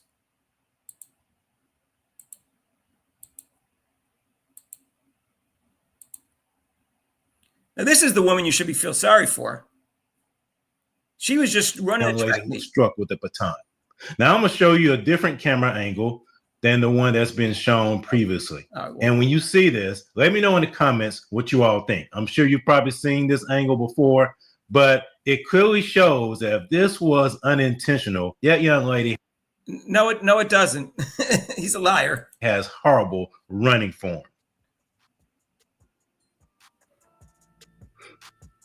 It doesn't show as unintentional. This is delusional.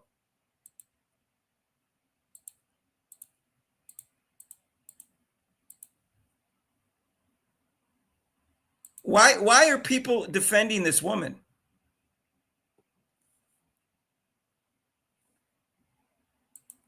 Okay, let me look this. Has anybody disagree with what I've been saying so far? And people have said it's racist. How is it racist? A black on black crime. She's being charged with a crime because she committed a crime. You don't get an excuse. You don't not arrest her because she's black. This case should not go to trial. This is an easy case. The attorney right now, that's why they should have charged with a felony, so they could have pled it down to a misdemeanor as part of a deal. And everybody could save face that way. Now they got a misdemeanor. All she can do is plead guilty to the charges. She's not going to get a deal because there's no lower charges for them to just plead guilty to and drop the upper charges. So that was a mistake by the DA's office. They were afraid to charge this woman with a felony because they thought there'd be too much of an outrage because it was a sporting event or because she's black, or I don't know why. But it's certainly, with that baton and a concussion, that's an ag assault. This is ridiculous. And it's disgusting that people like whoever this guy is pretending that camera angle shows something different than it does. The NAACP is pretending that's not a crime when it is. And to complain about this, what you should be complaining about is the behavior of that woman or that girl who hit the other girl. You're saying this is outrageous. That one girl was just a victim. And where's the sympathy for her? She didn't do anything wrong. And it wasn't an accident. I find that this is a very disturbing situation, in my opinion. I don't know if maybe I'm crazy, but I don't think so. Well, I am crazy, but that's besides the point. So let me just see what you guys are saying about this. Is anybody saying that this was? Let me just see what the comments are here. What do you think of her parents? I understand they, in the public, they don't have to say anything in the public. I wouldn't say anything if my daughter did that. I wouldn't say anything to the press. I wouldn't say my daughter didn't do this. When I'm looking at, I see a videotape that's obviously it did. I wouldn't say any comment whatsoever. I'd sit down with my daughter and say, listen, the videotape clearly shows you did it on purpose. You need some counseling. You need to behave better in the future. And otherwise you can get arrested again in the future because you're not going to learn from your mistake. So I don't know. Rob talked about this too in the video. He said the same thing I did. And he's disgusted by the parents. And I'm disgusted by NAACP. At least those are parents. I can give them a little bit of break but the NAACP, there's no excuse for what they say.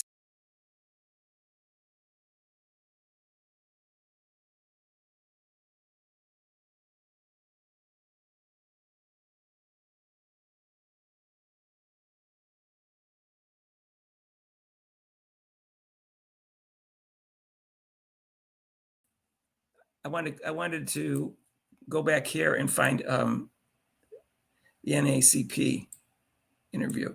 Okay, here we go.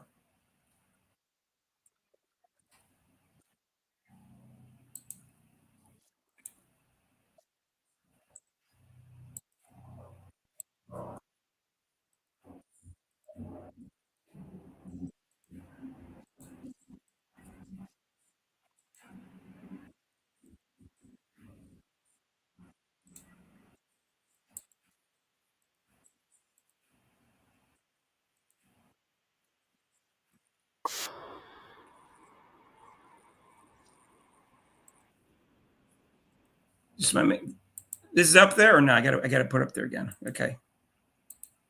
I found the NACP guy. You're gonna be disgusted by this. At least I think you should be disgusted by it, because that's not his job to defend criminals, and that only when they're treated improperly. She's being treated properly. She committed a crime and she got arrested. That's the end of the story.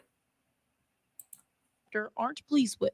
Our Lynchburg NAACP leaders had a meeting this morning with the Lynchburg Commonwealth Attorney. The purpose of that meeting was to go in and advocate that no charges should be levied against. Why? She committed a crime. Layla. He believes the charge of assault and battery did not stem from the office of the Lynchburg Commonwealth's attorney, Bethany Harrison, but instead it possibly came from the parents of the other involved athletes. Okay, so first of all, this guy is, I don't know if he's an attorney or not, but charges do not come from people. People file complaints and the DA's office decides whether to file charges or not. So the charges came from the DA's office. It comes from the DA's office 100% of the time. It doesn't come from lay people. Lay people file complaints. The DA's office decides whether to go forward with the complaint on charges. So it's completely misleading and wrong. And this guy's a piece of crap. Caitlin Tucker. So it could have lasting effects on her college admission, could have lasting effects on her scholarship. What about the lasting effect on the girl that got hit in the head? He doesn't care about her. He only cares about the woman who's committed the crime. This is pathetic. So just to be clear, this was a black athlete. I don't care if it's a black athlete or not. There's two black people involved here. This is disgusting. I can't believe what I'm hearing.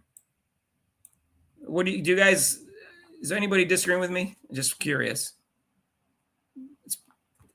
This guy's worse than the parents, although the parents have a better shot at correcting the behavior of the child in the future. But to have support this woman just because she got charged with a crime that she was guilty of, and I'm just going to say that there's no disputing that in that videotape. Their arms are not tangled up. She looks right at her and smacks her in the head like a little child. It's disgusting. I don't know what to say. Mike Hillary Clinton. Oh, then they can someone make excuse for them. So I don't understand. The reporters are being too nice about this too. They're saying allegedly and stuff like that. I wouldn't say allegedly anymore. I'm just going to say it. I watched the videotape. If their arms were tangled up and I wasn't sure whether she hit her on purpose or not, I would say allegedly. But their arms are apart. She reaches back, looks at her head, and smacks her in the head like a spoiled little brat that's upset that some other girl's passing her in a race. They were bumping each other a little bit before, but that happens in track all the time. But the victim was in her lane. Her feet were always in her lane. She didn't cut the other person off. There might have been some bumping back and forth. In fact, the one girl described it. But she didn't do anything wrong. You just push back with your elbow a little bit. That's if you don't like that there was a little bumping. So anyways, I don't know what else to say about this that I can. Anyone else have a question about this from a legal standpoint? Since I'm a criminal defense attorney, I will answer them if you want, but I don't know the Virginia law quite as well, but it's the same concept. I just don't know the definitions as well, but it's the same thing. And so anyways,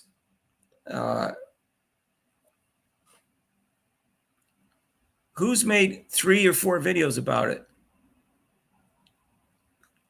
Who made 3 or 4 videos about this? AK Nation? Yeah. He left early. I didn't get a chance to discuss this with him. But I did see him say it was ambiguous whether she did it because of the other angle, but he's completely wrong. As you saw the angle, nothing changes that first angle. Your arms don't suddenly get hooked up and get closer together and get tangled because it's a different angle. Whatever happened, happened. So, yeah, I don't know if you can, it's so ambiguous whether you can sue a parent for that. Generally you can't. You can when you give them access to a gun, you can sue the parent, when they're at fault there. But just because your child does something criminally, generally you can't sue the parent. And so I don't know what to say. This is mind-boggling to me. I also, so as an update, you guys, I did a video on Maya Moore where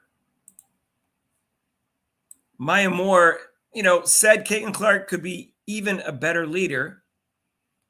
And then she went on and gave examples of how to become a better leader. And by all accounts, I don't know Maya Moore that well. I didn't see her even play a lot. I saw her play some in college and some in the WNBA and some in the Olympics.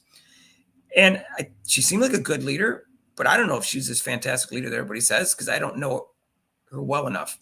But either way, she seems like a mature woman and smart, and she gave good advice on how to become a better leader. And Caitlin Clark just finished her first year. I think she's a great leader for a rookie and a great leader for being dealt a really lousy coach, where the coach wanted them to sabotage the team by playing dinosaur ball, and Caitlin Clark basically had to overrule her and play fastball. So to say she didn't listen to the coach, if she listened to the coach, they would have been 10-30 instead of 20-20. So simply ball dropping, I guess it's with an IN, said, and in his thumbnail it says not a leader.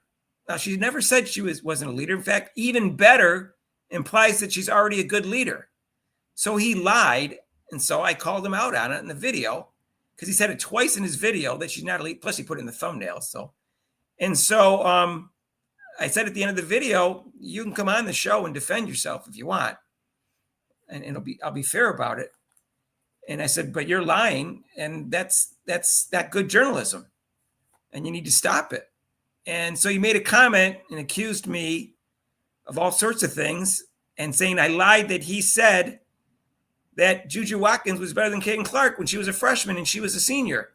And so I went to the video and I pulled out the headline and copied it, and then he took away his comment, and his comments disappeared.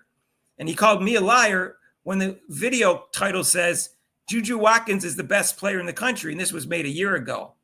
And then in the video, he said she's better than Caitlin Clark. He thinks he's better than Caitlin Clark. Caitlin Clark won all 6 Player of the Year awards, and in the only one where there's a vote that was made to the public, she got 34 out of 35, and Cameron Brink got the other one. Juju Watkins didn't get any votes for Player of the Year as a freshman. So he's the only one in the world that thinks Juju Watkins as a freshman is better than Caitlin Clark as a senior. Juju Watkins was a freshman. I don't think was any better than Caitlin Clark as a freshman. But they have different numbers, and they don't match. They don't, there's different pluses and minuses to their numbers. They're pretty even freshman years. I can show it to me again if you want. But as a senior to a freshman, it's not even close who was the better player, which is why Caitlin Clark was the hands-down Player of the Year. So, he's got this thing about Juju Watkins and Angel Reese. He thinks Angel Reese is going to be the best player of all time, or Juju Watkins. I don't think both of them are going to be the best player of all time. But he's not honest, and he said dishonest things in other ways. He said Christy Sides was a good coach. Let me pull out my notes and see what else he said. So I said he can come defend themselves, and I'd do it one-on-one if he wanted. If he didn't, I didn't wouldn't throw him underneath the bus, because he had Rudy on his show, and they had 6 people against Rudy. And then Rudy pointed out that Angel Reese didn't make Caitlin Clark famous, and that the ratings were high for Caitlin Clark in the Elite 8 and the Figure 4 leading up to that match. And the one woman who was from LSU goes, "Well, I don't believe you." It's like, okay, well, what's the point of having a discussion if you're not even going to believe basic facts that are easy to show on the internet? And so if I was on his show, I wouldn't be able to pull up my computer and put it on the screen. So I'm not going to go on a show like that unless he goes on mine first. So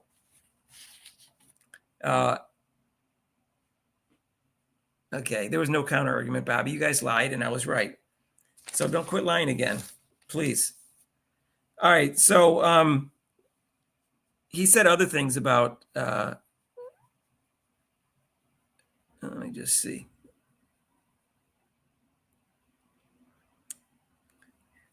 He says Kelsey Mitchell is the best player on the team, and the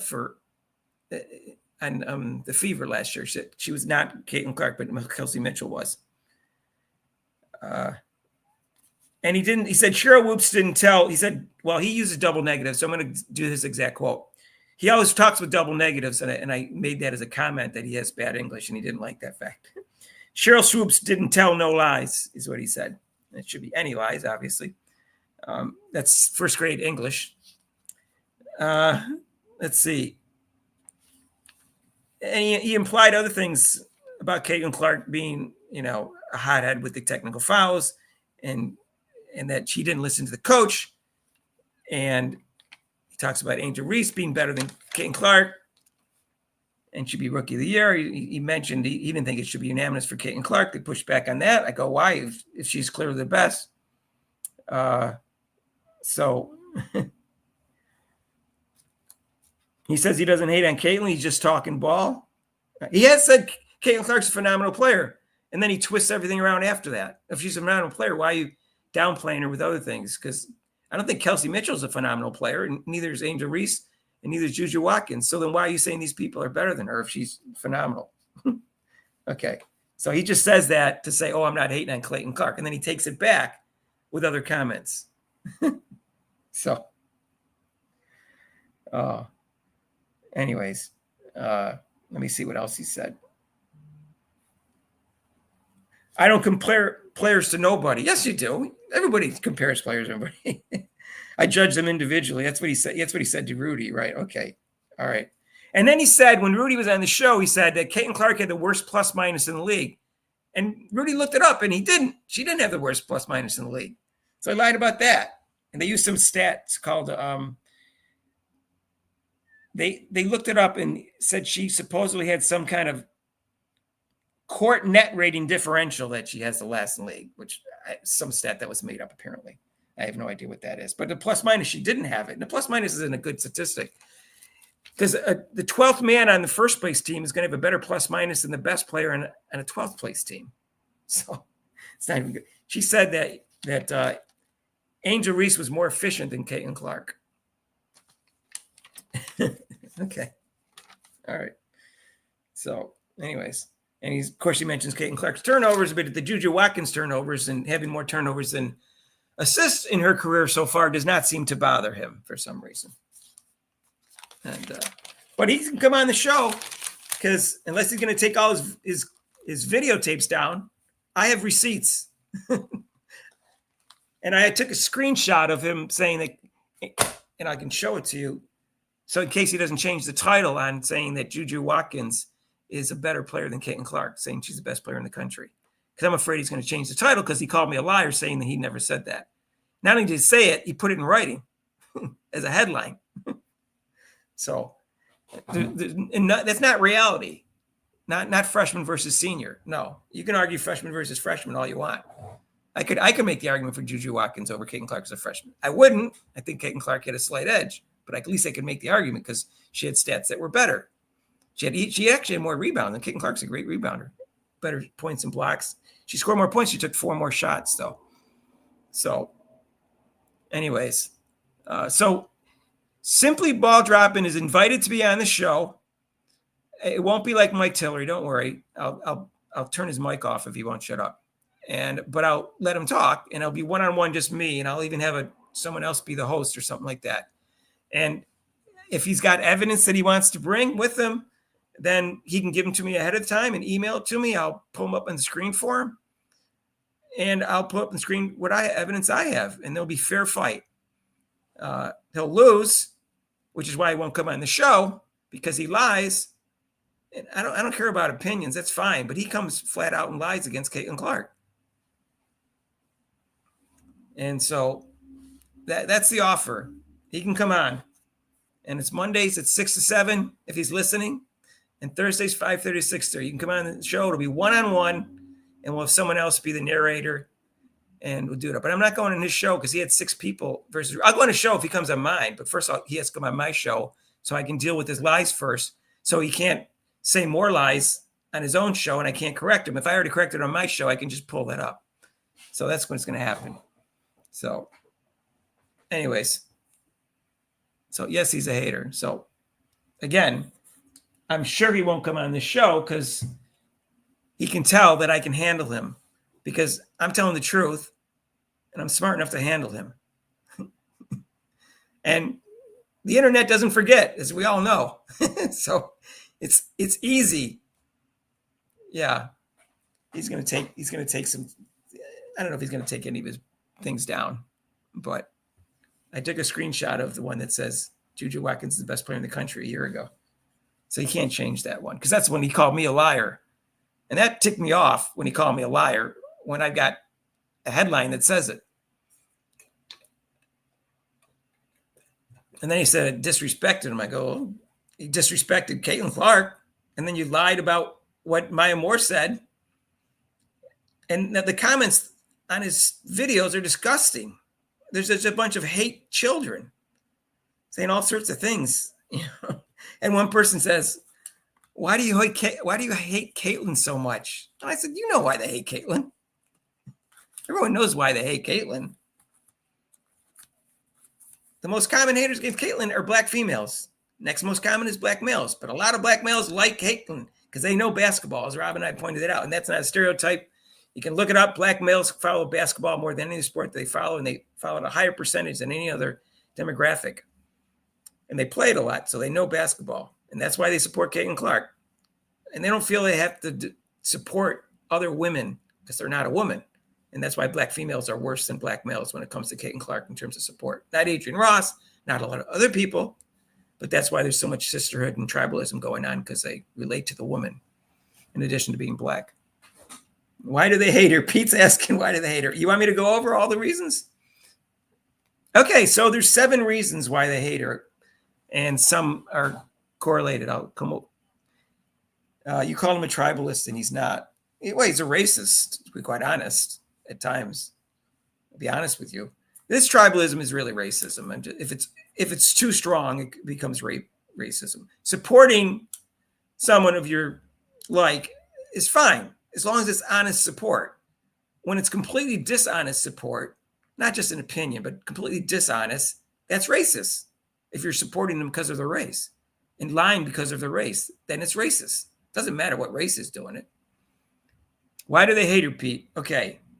I have to go over this again. Okay. There's 7 reasons why they hate Caitlin Clark. You can't tell me you know which one's the most important one or which one is percentage because each person hates her for different reason and a different percentage. But I'll give you all of them, and they're all combined. Some overlap. But the first reason they hate her is because she's white. And she dominated in a black league. For a rookie, she dominated. She's going to dominate next year overall. And they don't like that. And she's getting a lot of attention and making a lot of money. They don't like that. So that's reasons 2 and 3. So they're jealous and envious of her because she's making a lot of money. Those are 2 separate reasons. And because she's getting a lot of attention.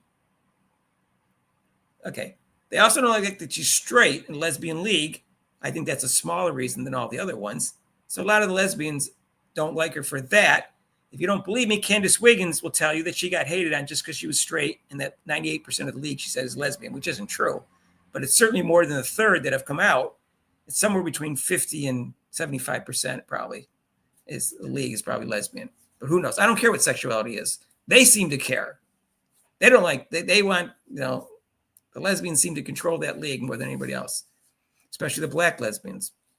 And that's not really fair because they're complaining about being a minority in society, but yet they make the straights and the whites feel like minorities there. So anyways, there's another reason, which is a small reason, but they use that kind of as an excuse, is that Caitlin Clark fans, some of them are stans, Clarksies. They go overboard with the praise of Caitlin Clark. Like she's already the GOAT. She's definitely going to be the GOAT. She's the best player in the league already.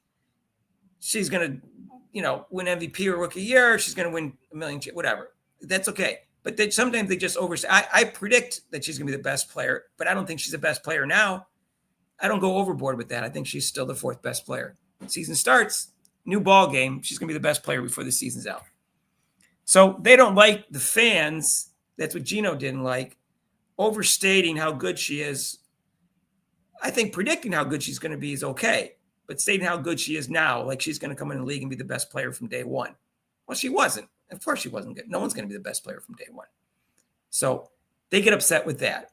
Then Adrienne Ross's theory, she did a video on this. So I'm not taking, I did a video on her video and I gave her credit. She said, and there's something to this. She said she exposed them for not being as good as they wanted everyone to believe. So that's reason number 6 that she did that. And then there's ideology that some people say is the reason, the only reason, which I maintain it's not, because the ideology, if you look at the definition, has to be triggered by something. And all these 6 things I just said trigger their ideology and make it all worse. So ideology by itself is not the reason, but it is a factor in why they hate her, their ideology. So that's the reason why they hate Caitlin Clark. They're jealous of all of the stuff that she's getting, and they didn't get it, and she got it, and they think it's because she's white, when in reality, it's only like 10% because she's white, and it's really comes down to the fact they can't accept the fact that this woman has the it factor and is a really exciting, great player that have captivated people, and it just happened. And they wanted, if this was going to happen, they wanted to be a black person or a black lesbian or whatever. They didn't want it to be a white, straight woman because they feel, oh, this is our territory or something. I don't know. They don't get upset about this in the NBA. So this is women doing this. No one cares that Jokic is the best player in the league. No one cares. It doesn't bother him. And he's not the face of the league, and it doesn't bother him. And no one claims he's the face of the league just because he's the best player, like they do with Asia Wilson. Oh, she's the face of the league. She's the best player. No, Caitlin Clark's the face of the league. Jokic is the best player, and he's white. Nobody gives a crap. Except for Kendrick Perkins. Last year, he made a stink about it. Like, he got too many MVP votes. Other than Kendrick Perkins, nobody gives a crap that the best player in the league the last 5 years has been white. Now, he might not get the MVP this year. SGA might be the MVP this year, fine. But over the last 5 years, we know who the best player in the league is. And no one's upset about it because he's white. Who cares? I don't see anyone in the NBA getting all jealous of Jokic and clocking him in the head when he drives for a layup because he's the best player and he's white. This is a woman thing, and they become petty. And this is also a WNBA thing where they didn't get much attention for all these years. And suddenly someone got a lot of attention, and they never got any for 27 years, and it really upsets them. And that's it. Yeah, I said except Kendrick Perkins. But in general, that's one person. This is like the whole league is upset that Caitlin Clark's getting all this attention. So if you can think, that's 7 reasons. If you can think of another reason, fine. But those are the only reasons I know of.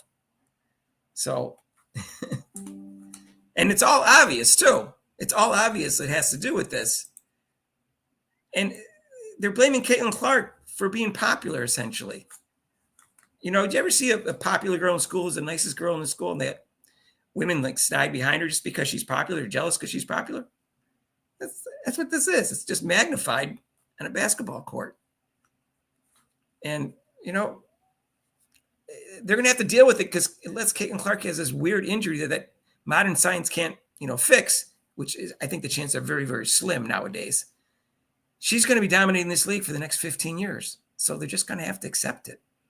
And she's going to win championships and MVPs for the reasons I gave earlier in the show, because she's going to be the best player, and because she's a joy to play with, because she loves to pass, and she's got such a smart IQ on the court, and she's got a good organization behind her. She's going to attract free agents, so she's going to win championships. That's all there is to it. And then it's going to take away the argument that she can't win, and then they're going to come up with some other things, like she didn't win in college, she didn't win both, and so. But why do they hate Caitlin Clark? Yeah. So you know all the reasons why. None of these reasons are new. These are just all the reasons put together. I gave you 7 reasons, I believe. There's 7 because I had 5, and then Adrian came up with she exposed. I don't think she exposed him that much. I never thought the WNBA level of play was that great to begin with. So, but she did. And then other people say, you don't understand. It's ideology. And I say, I understand, but it's not just ideology. It has to be triggered by something. So, and I know it's not just jealousy. It's jealousy and envy. I know the difference between the 2 words. I get tired of people saying that if you don't say both words every time. So anyways, so those are the reasons. Everybody knows them. I don't think it's a surprise. And it's too bad. They can't just accept it. It's just, she just happens to be exciting. It's the fact that she's white helps a little bit. It does. But that's not enough to get upset about to the point where you hate a woman and try to hold her down. You know, yeah, Michael Jordan was so unbelievably popular and he was black. And nobody cared. Well, I can't say nobody cared that he was black. I'm sure there's racist white people who cared that he was black. But it only held down his popularity by a little bit that he was black instead of white. Because he couldn't have been any more popular. He was the most popular athlete in the country and the world for 30 years. So if it was really that big a factor, he wouldn't have been the most popular athlete in the country and the world for 30 years. He no longer is in the polls as Lionel Messi right now, but that's because soccer's so popular. And Lionel Messi is probably the GOAT in soccer. That's probably why. But Caitlin Clark will be the most popular athlete in the world, in my opinion, in my prediction, after the 2028 Olympics, unless they find a way to keep her off the team, which I guess the world would end if that happened. But I'm not sure. Anyways. Just be happy the conversation started. Mark is fairly smart and will see the light soon. What light are you talking about, Basil? What light will I see that you see that I don't see? Tell me that. Tell me what light I'm not seeing. That Caitlin Clark's the best player in the league yet? She's not.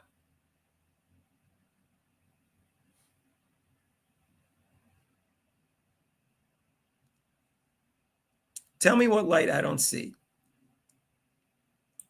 You're red pilling. I don't even know what red pilling is. So I don't know what red pilling is, to tell you the truth.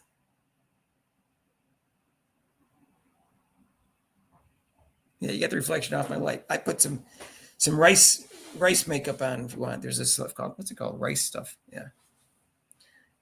I don't even know what red pilling means. I'll be honest with you.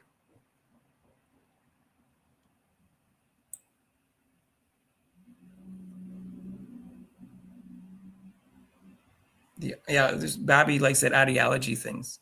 It's not, I'll look up the definition of ideology. That's not the underlying reason. That is a reason, and it's tied in with all the other 6 reasons. It really is. It's not the reason, but you can pretend all you want. It's ideology.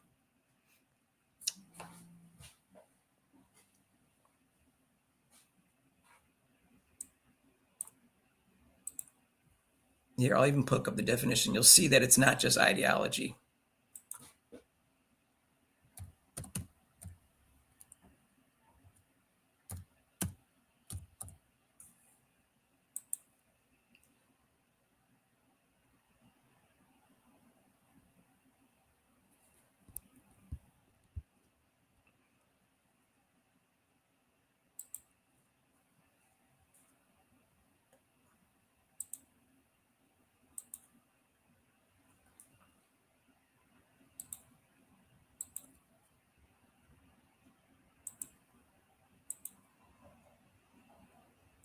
That's the definition of ideology. I looked up. I'll lower it for you so you don't think I'm making this up.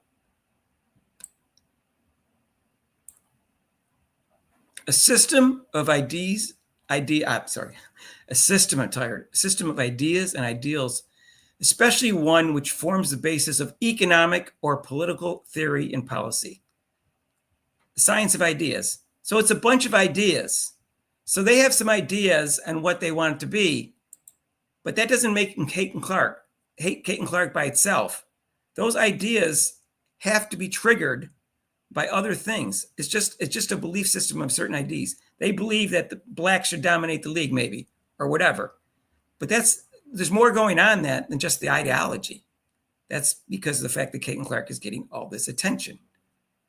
And that's what's really bothering them. So yes, it's tied into probably all 6 of those reasons, but it's not the reason.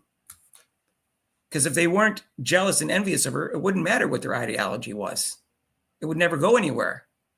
I don't know how you don't see that, but hey. Something has to be beyond that, besides their beliefs and ideas. There has to be something that triggers it. And the things that triggers it are jealousy, envy, money, and attention. They don't like the fact that she's really good. They don't like the fact that her fans think she's really good. They don't like all the hype that she's getting. So they think she's overhyped in a white league, and straight, in a black lesbian league, all that stuff. And she's a little cocky at times, but I don't think she was in the WNBA.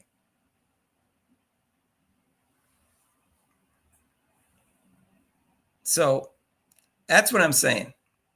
You can't separate all that. I'm saying it's related to that. That's the reason they're jealous and envious is they do believe that, I don't know, I guess they would think they own the league. It's their league. It's their baby. They built it, which isn't even true. Top 25 players of all time. I looked it up. Their top 25, not my top 25. 1/3 of them are white. 2/3 were black, and 1 was from Portugal. That's what's her name? The point guard from Portugal. I don't pronounce her name wrong. I forgot her name real quick. Anyways, she's from Portugal. The rest were white. 1/3. 8 of them were white. 16 were black or mixed. And so it isn't like 100% or 90%. And guess what? If it's only 2/3 of the best players are black, doesn't that mean that like 1/3 of the time the best player in the league, with odds on, is going to be white? So it's going to happen. So just don't lose any sleep. Don't look at her color, and it won't bother you. Like they don't, like in the NBA, they don't look at her color. That doesn't bother them that a white person is. So, anyways.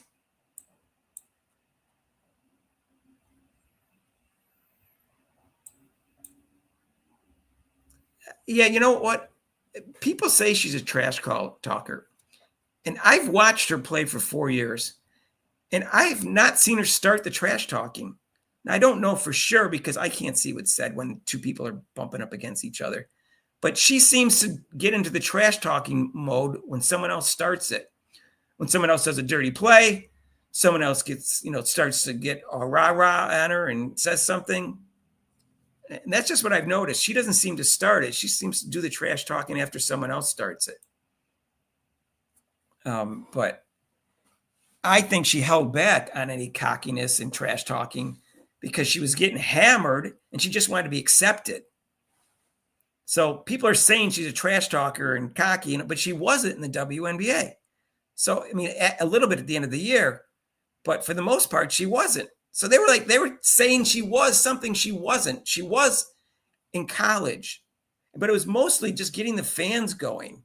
Sometimes trash talking with some of these women are friends, like Haley Van Lith. That happened in the one game. They were trash talking, and she said, "Shut the F up. You're down by 15." But Haley Van Lith started the trash talking that game. So I just don't see her as one who starts the trash talking. I just never saw that. I always saw someone else start it. Same thing with the physical play. They say, "Oh, she pushes off." Well, that's because the woman was hooking her, grabbing her when she drove, and the refs didn't give her a call. So she started pushing off. All players do that when they don't get the call.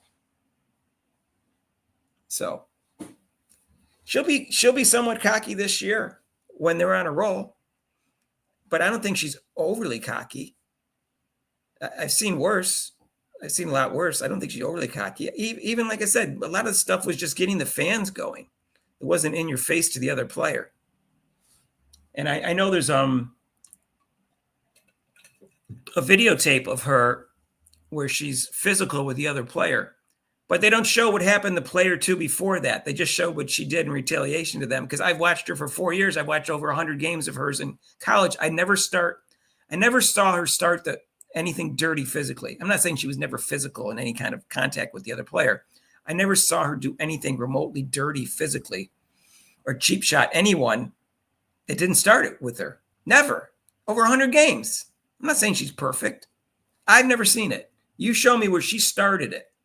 Not a foul or anything, but like something that's dirty, a cheap shot.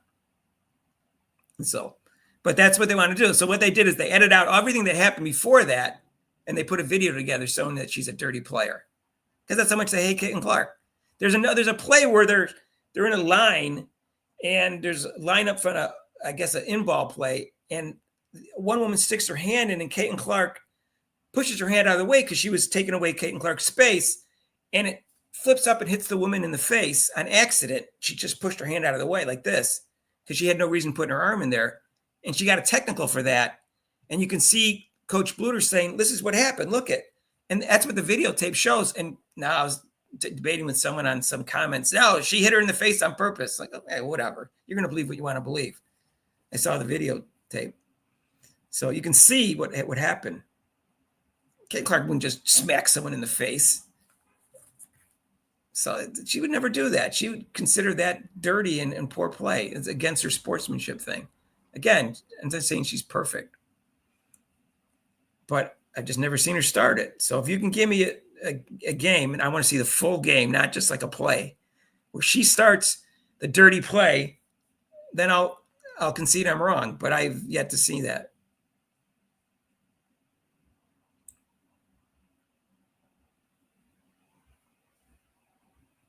Yeah, she's cocky. I like that.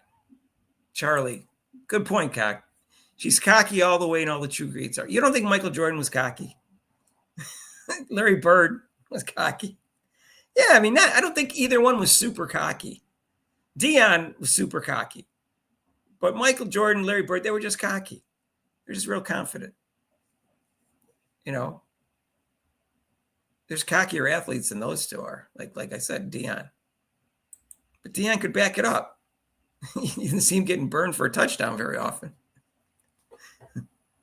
So Pete was cheated out of his freshman year. Pete was cheated out of his freshman year? Who's Pete? I don't understand. You guys are going too fast. Let me guess that. She may not play 50 years. Yeah, I agree. She may not.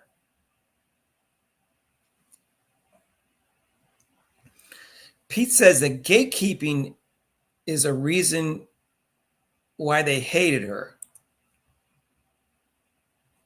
I don't know if that's the reason why they hated her.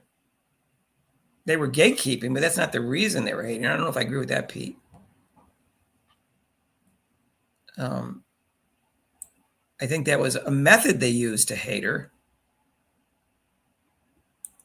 I think that was a form of hate they were using, but that wasn't the reason they hate her. Okay.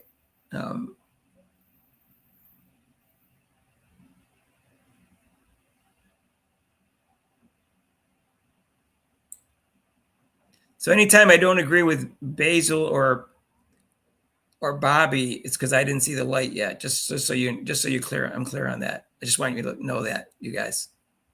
It can't be that Basil or Bobby are wrong sometimes. That can't be it.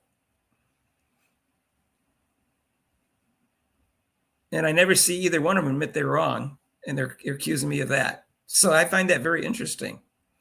Show me the examples where you guys said you were wrong, where you admitted you were wrong. I can show you all your comments. They're all saved.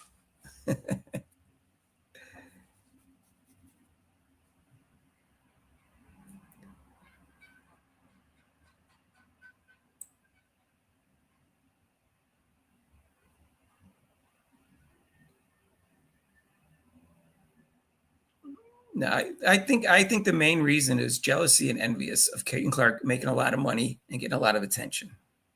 And I think the white players are jealous of her too and envious of her too. What's their ideology? So tell me that. What's the ideology of the white players?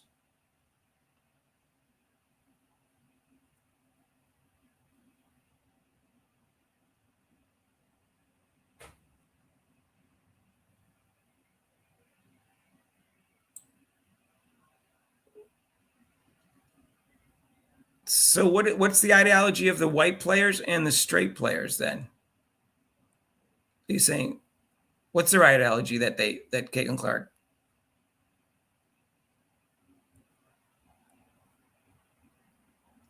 20% of the league is white. Maybe, I don't know what percentage is straight. So the ideology doesn't even affect all the players that hate her. So that can't be the reason. But you're going to keep thinking that. So whatever, that's your theory. You're going to stick to it. Yeah, it's mainly jealousy and envy of women, of other women who are getting way too much attention and money. It wouldn't matter what their ideology is. They're going to be like that anyways. So I don't buy your ideology argument as being the main reason at all. Sorry. And neither do a lot of other people are saying this jealousy and envy. And that's why people talk about it all the time in the media. That's the main reason.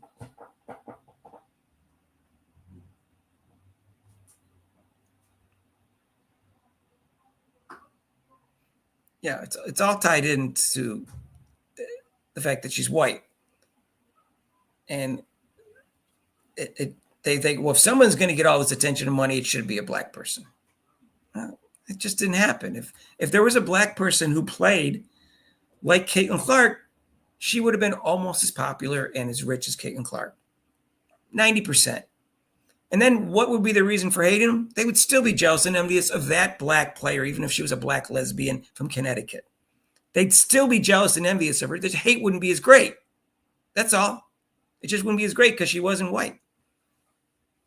They'd still give her a hard time. If some woman came in and got a lot of attention and money, there'd be some pushback on her. But no one came in the league and got this anywhere near this amount of attention and money. So we have nothing to compare it to. Even Candace Parker, when she came in, yeah, there were some rough plays on her. She didn't get nearly as much attention. Brianna Stewart didn't even move the needle. I don't know why.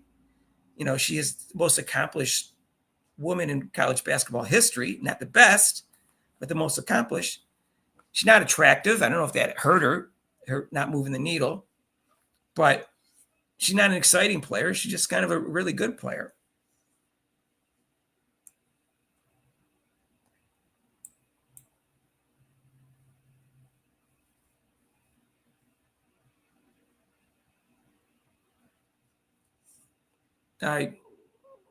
So I don't agree with you, Bobby, so that's fine.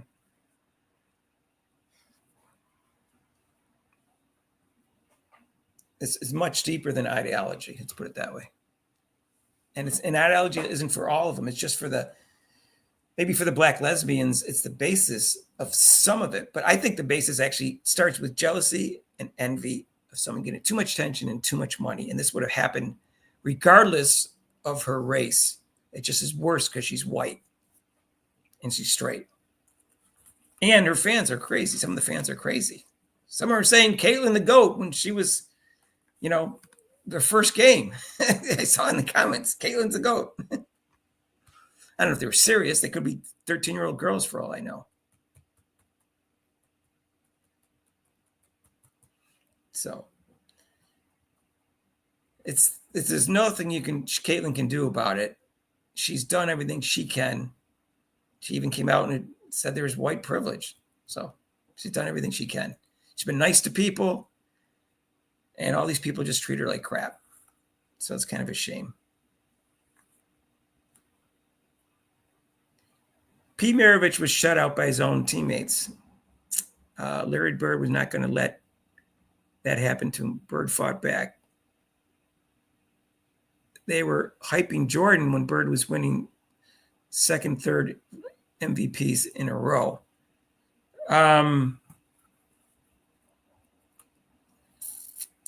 Well,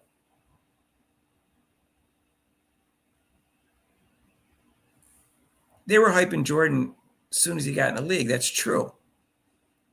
But they were hyping him as exciting, not necessarily the best player right away, just the most exciting player.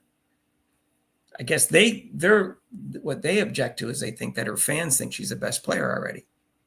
And some of you guys do. And I think you're wrong, but you'll be right in about half a season because I don't think it's going to take long. I think Chrissy Sides was bad for her defensively because she doesn't know what she's doing. And I think Stephanie White will change that. And Caitlin Clark will put better technique and more effort into her defense this year. and her turnovers are going to go down. So I know some of the turnovers weren't her fault. I know that. Some of the turnovers because of the refs, and some of the turnovers were her teammates. You know, some of the turnovers was Coach Sides is like gave her mixed signals in terms of how to run what offense. Yeah, I lived through Michael Jordan. You know, there wasn't social media back then, so you couldn't grow as quickly as you can now in terms of popularity. You can get a million views overnight. You know, Jordan might have the whole season to get a million, you know, people finding out about this. So,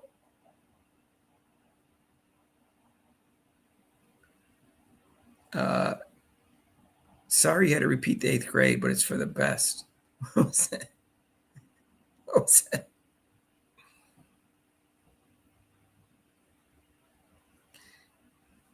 And you think she intentionally missed? I don't know if she intentionally fumbled passes and missed shots. I know that one time Kelsey Mitchell didn't go for the ball when it was near the sideline. It was weird. Like, I think she misjudged it, but it was weird. But, you know, I don't know what to say. But if you know basketball, like there was half a dozen times where they didn't call a kick ball when Caitlin Clark passed it. Well, that was called a turnover on her. Those weren't turnovers. Those were missed calls. I don't see them miss foot fouls in the NBA. In fact, they call a foot foul when it's not a foot foul because it's only supposed to be a foot foul when they move their leg or their foot. If it's stationary and it gets thrown into them, it's not supposed to be one. They call it anyways. So that's why I say they never miss it. Then there was anytime she gets fouled while she's trying to get rid of the ball and it gets intercepted, and if the foul's not called, well, that's a turnover. But if a foul was called, there wouldn't have been a turnover. So her turnovers were not all her fault. And it'll go down if she gets better calls from the ref and a more consistent offense and better teammates. And I think she's capable of a 3-to-1 ratio with the right team, like 12-4. Instead of when she had 1.5 this year, it's just a turnover ratio. 12-4 is fantastic. The only great guard that was over 3.1 is John Stockton. Everybody else was like 2.5-3. It's just a turnover ratio. So if she can get up to 3.1, that'd be great. Let me look something up about.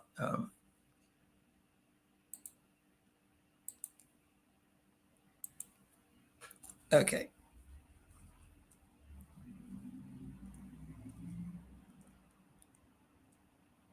Larry.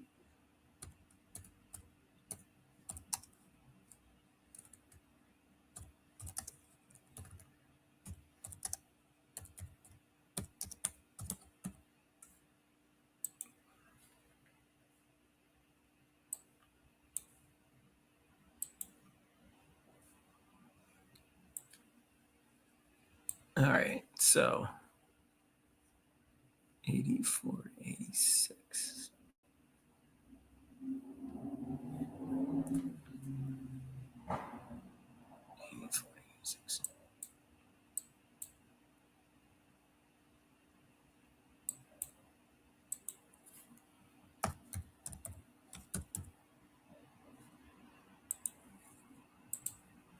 I'm looking something up. Give me 1 second. Oh, whose phone was that?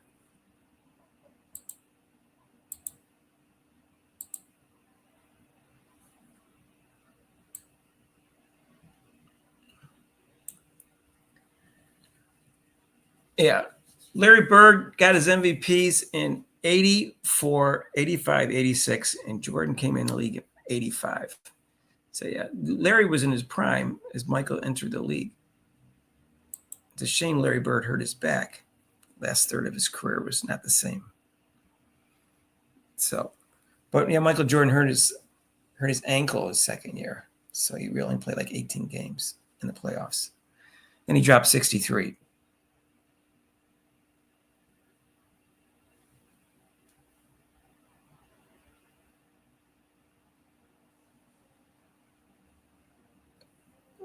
That's not true, Bobby. We do not agree on 99%. That's completely false. You make comments all the time I disagree with, and they have to do with Caitlin Clark. which is fine. Like, you can disagree all you want, but don't tell me we agree on 99%. And you're the one that's hyper-focused. You're the one that has to write 86 times that Caitlin Clark is the 4th best player in the league. You write that like every comment for like 6 months. So you're actually projecting and doing what you're accusing me of, which proves my point. So anyways, we agree on Caitlin Clark being a great player. Yeah. Unfortunately, I was worried because Jordan was a high-flying acrobat, and I was worried after he hurt his foot in the second year that this was going to happen more than once in his career, and it could, look what happened to Derrick Rose, but he didn't. He showed he wasn't injury prone. He just happened one time. It was fluky, and so, anyways, yeah, people didn't like Pete Maravich either. In some ways, but Pete Maravich was not a good team ball player at times. He was because he was a good passer, but he was a little too fancy, they thought. And he didn't play a lot of defense. And when he played at LSU, you go watch films of it. He wasn't even aware there was 4 other people on the court with him half the time. So Caitlin Clark is aware there's 4 other people on the court with her. So Caitlin Clark is a better player than Pete Maravich, especially in terms of team ball. Pete Maravich could have been, one of the top 5 or 10 players of all time if, 1, he didn't get injured, and 2, if he learned to play better team ball. He was a savant. He was super talented. He'd go to the gym and practice dribbling and shooting and passing by himself for like 6 to 8 hours a day. I think he had a little bit of that ADT stuff in him, and he was able to do the same thing a million times and practice it. And that's why he had skills that nobody else had. But I don't think his father taught him good team ball. He just said, go shoot 80. No, he didn't shoot 8 times, 38 times a game. And he did. That's what he did in college. He shot 38.1 points, 38.1 times a game. He took 38 shots a game. Yeah. He took 38 shots a game. He took what Cheryl Swoop said Caitlin Clark did. And you can go watch the film, and you'll see he wasn't even aware there was 4 other people on the court with him at times. Sometimes he was, because he was a good passer when he wanted to be. He could be a great passer. Again, if he had just learned to just rein it in some and play a little more defense, he could have been a top 5, 10 player of all time. He was that talented. And that you can hear NBA players of his era say that about him. But right now, people don't put him in, higher than top 50 or 60. And that's on him, And if he had played with more talent, he got stuck with lousy teams. And so I like Pete Maravich, and he seemed like a good guy in the interviews. But you go watch his films, it's like he wasn't aware he had teammates out there. He just shot. I mean, they weren't going to win anyways, no matter what he did, because they weren't enough talent on those LSU teams. So he figures, well, I shoot well, I might as well shoot. If he had a 3-point shot back then, LSU would have won more games because he would have sunk. He would have scored another, 5 to 10 points easy, because probably 10 of his shots were back along that line. So it's too bad, because but again, he can't blame it on. He's got to take responsibility for his not playing team ball. And I stuck up for him at first. Then I went back and watched the films again when he was at LSU and some of the stuff in the pros, and I saw why some of his teammates in the NBA didn't like playing with him. But he was super talented. Anyways, Pistol Pete was ahead of his time. Yeah. Yeah, and they called Caitlin Clark Ponytail Pete because of her shooting ability. Yeah, I think Pete Maravich might have had a drinking problem while he was still playing in the NBA. It's unclear to me whether he did or whether he developed it after he got injured and, got depressed because of the injury and then started playing, and then he retired and then he had a weird heart disease or something. He died at age 44, whatever it was. Yeah. Derrick Rose was never the same after the injury. Everybody knows that. And it's kind of surprising because modern science is so much better, but wasn't that around 15 years ago? They get better every year. Like Adrian Peterson, he came back from an ACL injury like 8 months and had his best year ever the next year. Unheard of. No other athlete has ever come back and been better right after an ACL injury. It's just unheard of. That's fluky, though. So Pete's coach was his dad, right? Well, his dad should have taught him more about team ball. Sorry. And I love watching him play in the sense that he was exciting.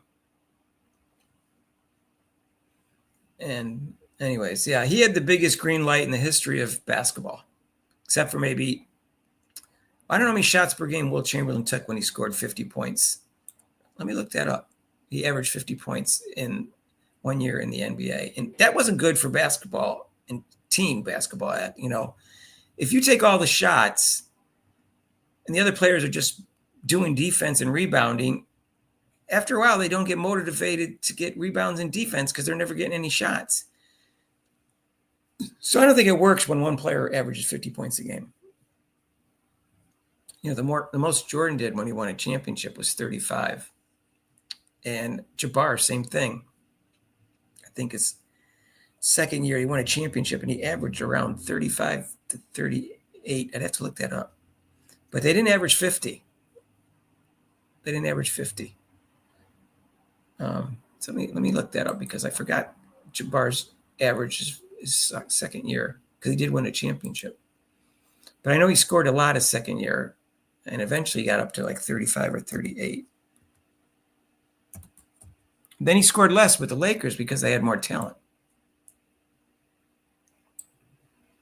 He didn't have to take as many shots.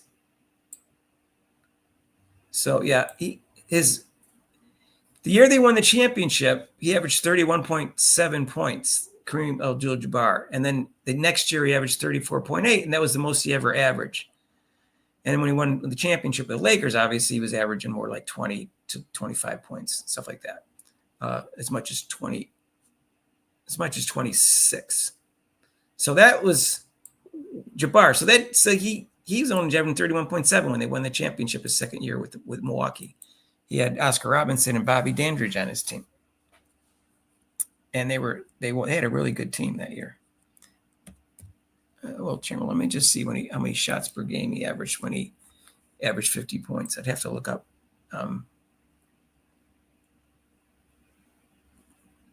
So the year he averaged 50 points was, I never figured that out. That's interesting. Year 62. In 62, he took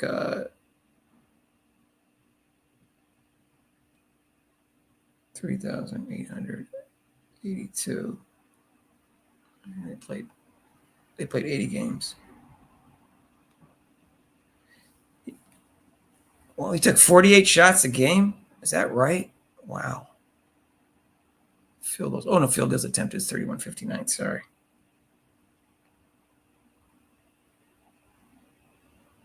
Oh, really? Wow. Just want to make sure I have it right.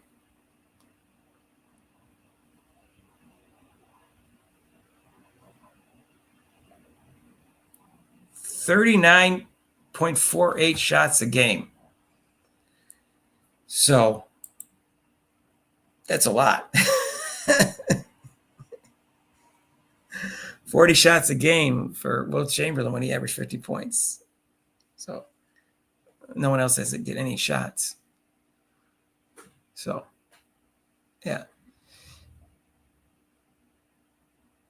What if P. Maravich was allowed to play as a freshman? Nobody was touch his record, but he was taking 38.1 shots a game. So, yeah. Lou Alcindor. Lou Alcindor was the reason I started watching basketball. So I think I was in 6th grade, and I was basically following football. And so I was, gosh, so I was 11 years old around, and 10 years. I was 10. I started watching his rookie year.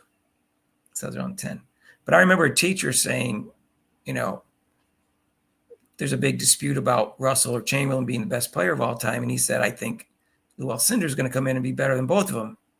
And I think he was by a little bit, although I think it's real close. So, yeah. That's a lot of shots to take in the NBA.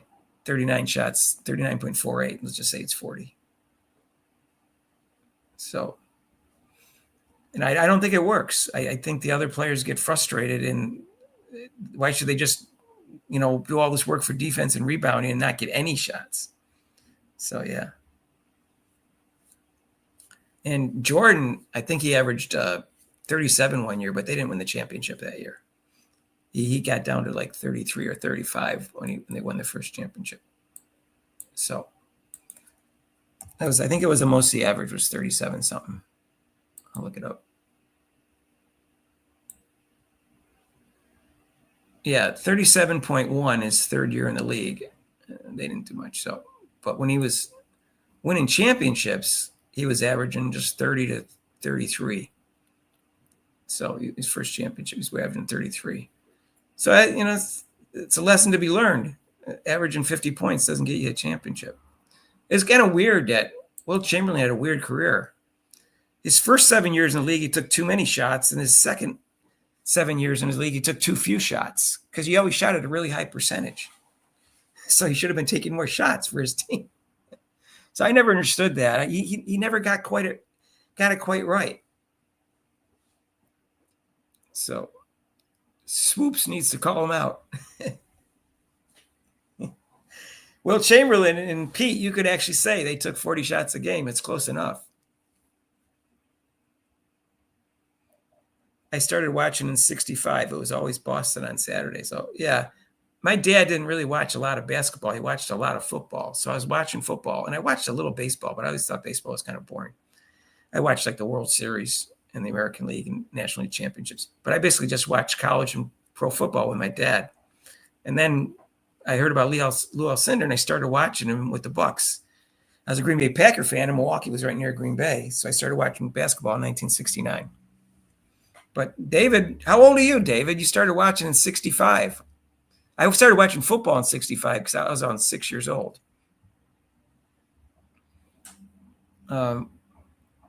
Still, Aaliyah just blocked another shot. You guys are watching Unrivaled game? Oh, it's the finals tonight, right? Your 6-year-old's getting crazy. Gotta go.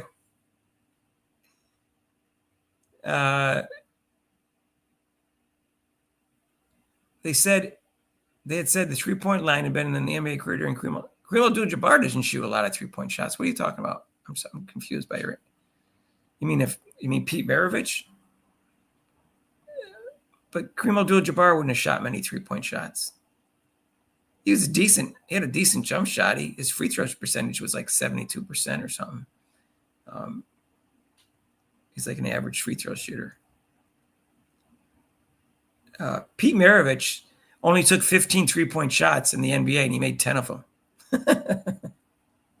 You can look it up. He only took 15 because it was at the end of his career. But he made 10 out of 15. So you can just imagine. I don't know what percentage he would shoot if he shot him, that for the whole year and stuff. But he would have led the league in shooting percentage and in 3-point shots made. Let's put it that way. Steph Curry had an advantage because he knew the 3-point shot was important. So he started practicing probably at an earlier age. Yeah.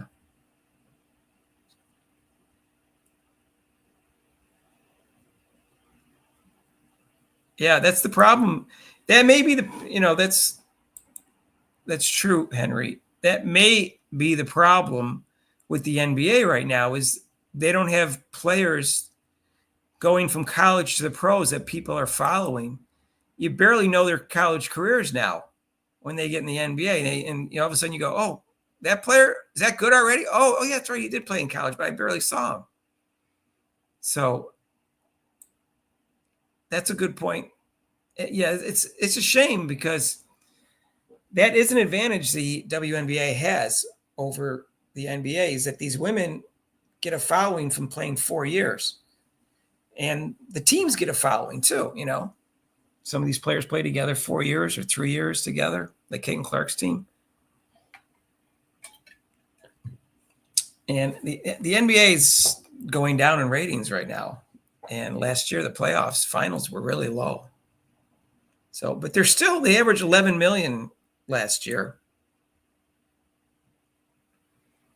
Was Lou playing before dunking? Well, he was dunking in college, and they made it illegal. And then for about 8 or 10 years, I think, and then they brought it back in college. I don't think that the pros never made it illegal.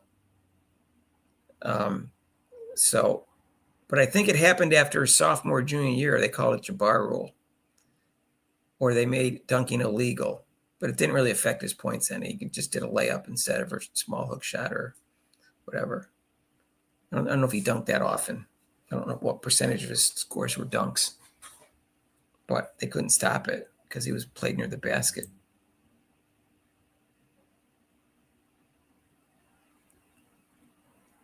Yeah, he claimed he slept with 20,000 women, not 10,000. He put it in his book, but there was interviews after that where he hints at that he had to sell a book. So my guess is it's 2,000. He multiplied it by the 10, and that's how he came up with the number. That's just my guess. I mean, I know he could get women easily, but I heard he was shy around women and not very good around women when he was younger. So that he was kind of awkward around women when he was younger. It wasn't until he became a star that he, was able to be smoother around women. That's what I've heard. So who knows? I wasn't there. I don't know how many women he slept with. But so what channel is this on? Is this on TNT? This game's on TNT? Unrivaled? It's the finals. I guess I should watch the second half, right? I haven't watched anything all year. I thought the Owls were going to be in the finals, but I guess not. That's what happens when it's single elimination. The best team doesn't get there. But to lose one game all year and not make it to the finals. Really? Is it TNT? You guys? Anyone going to answer me? Is the game on TNT? That's when they had the contract, right? I just wanted. Yeah, Angel Reese, Defensive Player of the Year over Nafisa Collier. Yeah, the only reason she didn't get it was because Nafisa Collier, if she won the one-on-one contest and the MVP and the Defensive Player of the Year, people would go crazy. They say the league is fixed or whatever.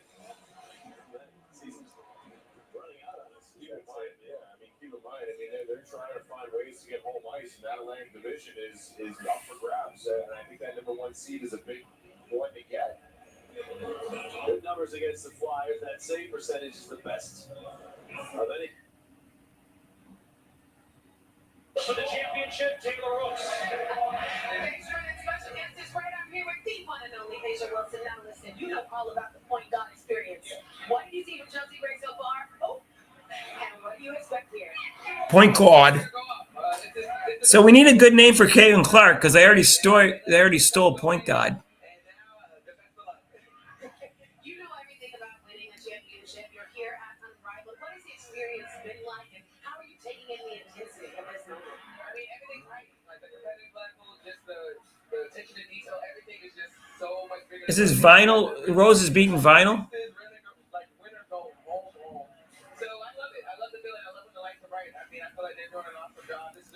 It's live right now. They're playing. I thought it was at halftime. I know. This is usually like 40 seconds behind. You never know who you'll see. We got a goat sighting here at the championship. Goat signing. Oh my God. They always got to kiss up to her. She hasn't earned GOAT yet. So why are you giving it to her?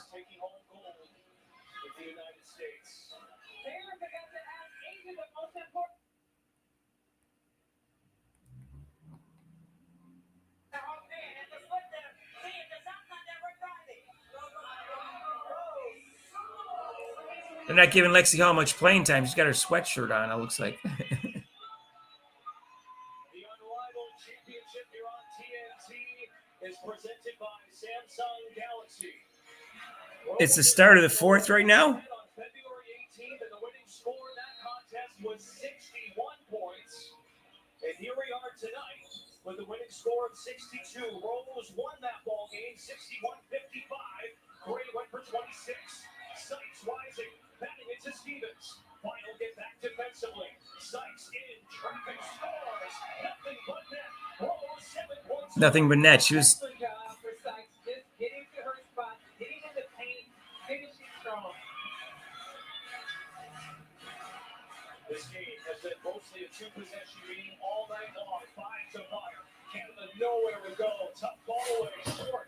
Stevens is on it. Well, Rose have not only been hitting shots, but they're getting stops. It's allowed them to flow in their offense. That's an offensive foul committed by Stevens.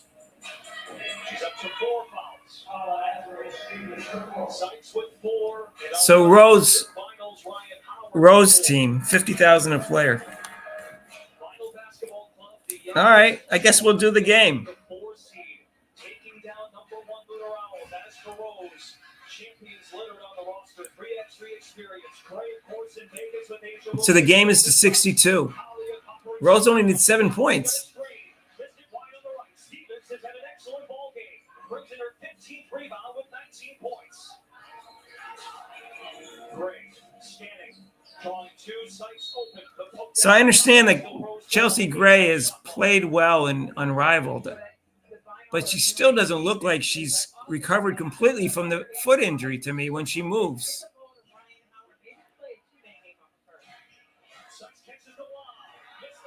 Oh, how do you miss that? Share some words with Stevens. They're all good. It's final ball. Again, the shot clock remains intact. No game clock. So 18 on the timer. Final down 6, but down 13 to the winning score. Similar territory to last night against Lunar Owls. Hamby had the game winner, taking matters into her own hands. Erica Hamby swung it out to Howard with 2. Contested 3. Howard at the most important time. Wow, 3-point game. Yeah, she does not look. I'd have to go look and see what she looked like in when she supposedly played so well in the finals in 2022. Because she kind of has an awkward way about her to begin with, but Chelsea Gray, but I still don't think she's running. She doesn't look like she runs to me. I don't think she can run at full tilt. Is it me or I know Mick Hoops talks about that. She can't run. I don't know. I haven't watched Unrivaled. It just doesn't look 100% to me.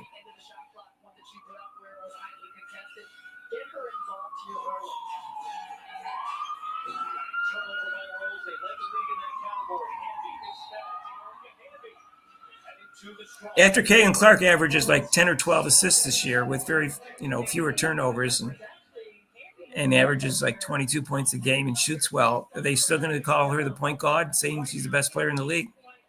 Because that's what's going to happen.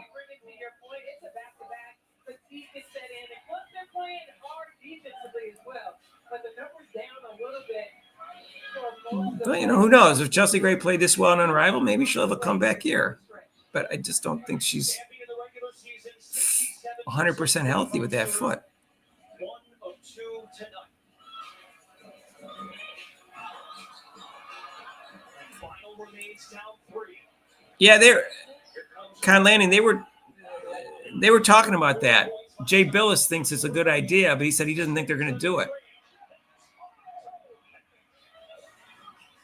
About having They're the only league around. They said any kind of major league that doesn't have 4 quarters. Chelsea Gray 2 in a row.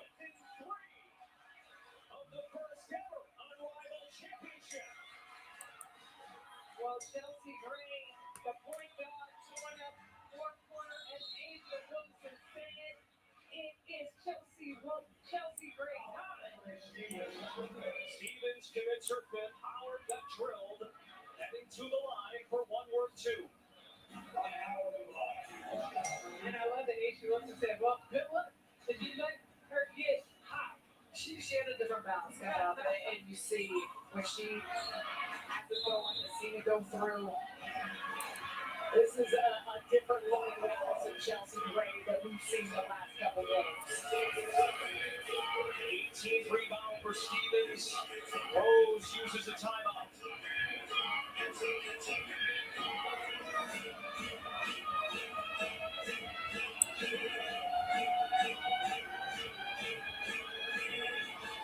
Desiree Stevens with 19 points and 18 rebounds. Her Rose teammate, Angel Reese, had the first ever 2020 game in league history. Audio Racer with Galaxy AI on the new Samsung Galaxy S25 Ultra. Reduces noise so you hear only what you want. To get more from the Galaxy Huddle Cam, check out Unrivaled Instagram after tonight's game to see and hear for yourself.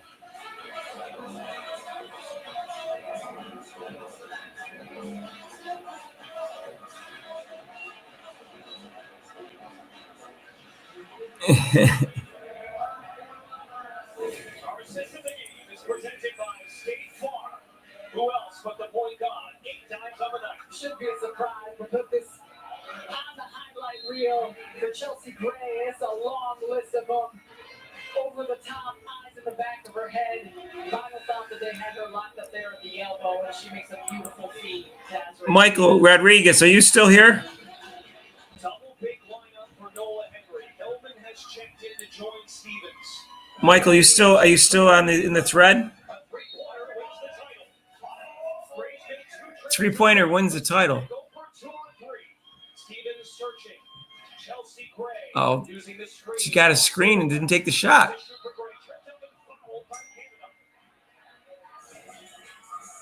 That is just her second. The first as a team against Final in this fourth quarter. Are you still here, Michael Rodriguez? I'm not sure that was a foul. Basketball club has one challenge at their disposal.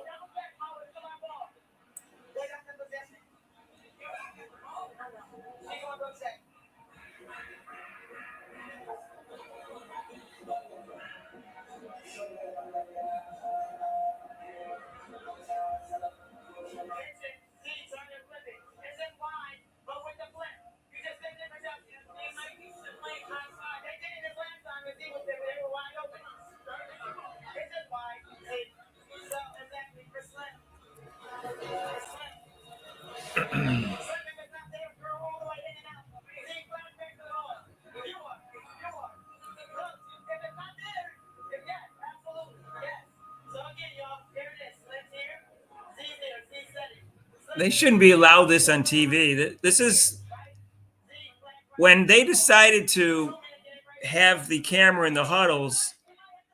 The NBA coaches pushed back and said, "Yeah, when we talk about, effort and things like that, you can film it. When we're talking about strategy or plays, you can't film it." And they're filming plays, and the plays are called up. The site could be watching and say,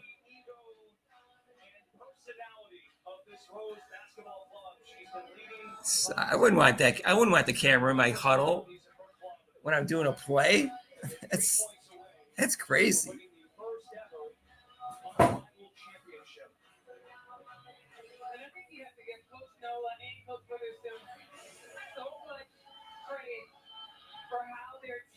Responded to them. The Rose have endured, starting out 1-4, was able to turn it around, and then the Vinyl, who just her players gush about how much they love playing for Coach Witherspoon. And so both clubs to make it here regardless of what their records are, they all stuck together. They've worked hard, trusted in one another, and they both ended up here in this championship moment. Instilling that level of confidence. Even the Bible came down to the last game of the regular season to make it into the playoffs. Defensive foul confirmed on Canada. Not in the act of shooting, side out for Rose. Lisa, you said it. 1-4, and since 8-2. Incredible. Sykes is back in the ballgame, joining Stevens. 2 threes for Rose, both by Chelsea Gray. She hit all 5 last night. THO is Chelsea Gray. A 3 wins it for Rose. Gray with the crossover in the paint. Long 2, missed it. Final with the great contest. Down 7 and down 10 to the winning score. Canada crossing to the right. Oh, nice fake. I like the fake by Canada. Making the screen, getting to the basket. And I love the fact that the Rolls are not trying to settle for a 3-pointer. Oh, foul. Instead of a 3-pointer, they get 2 in the shot. All you got to do is make a free throw, and it's over with.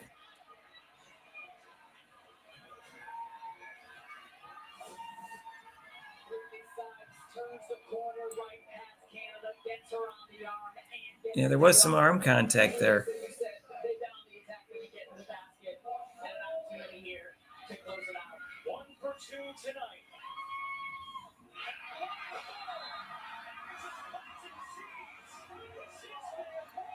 All right, so the Rose won.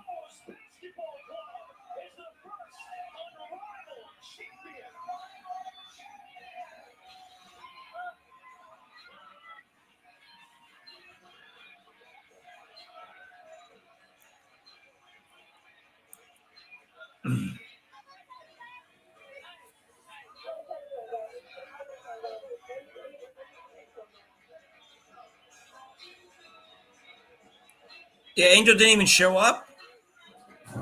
Who does she play for? I don't know the rosters. She plays for the team that lost, or no, she plays with Chelsea Gray. So they won without Angel Reese. Is that right?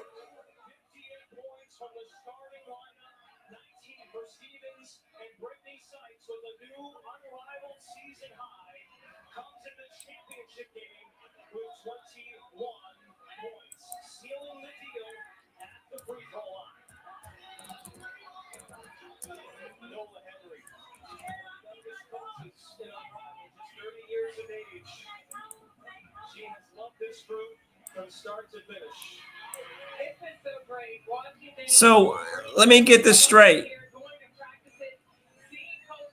They win without Angel Reese in the finals.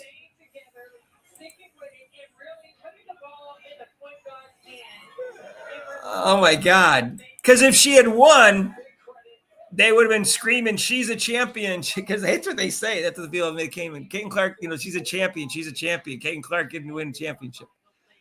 But she won a championship, but she didn't play. So you can't take credit. Oh, that's so great.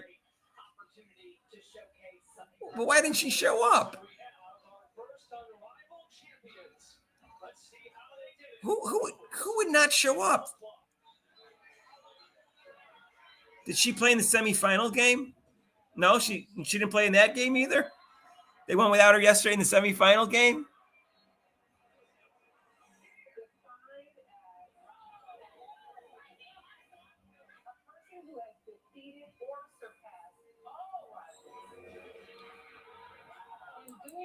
So Brittany Sykes, Orr Stevens, Kalia Copper, Angel Reese, Lexi Hall, and Chelsea Gray. Well, Kalia Copper she's one of the top 10 players in the league. Didn't she make second team All-Pro this year? So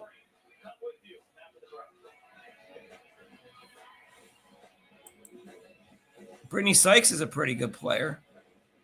Zara Stevens. Lexi Hall is a great defender, but because their offense isn't that good. They didn't give her much playing time. Oh, anyway,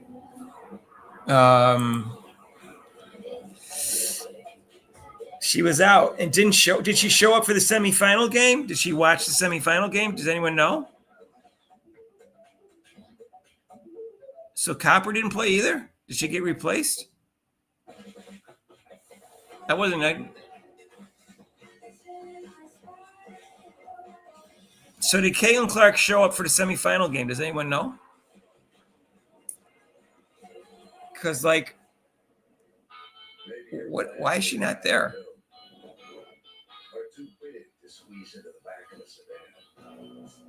That's weird.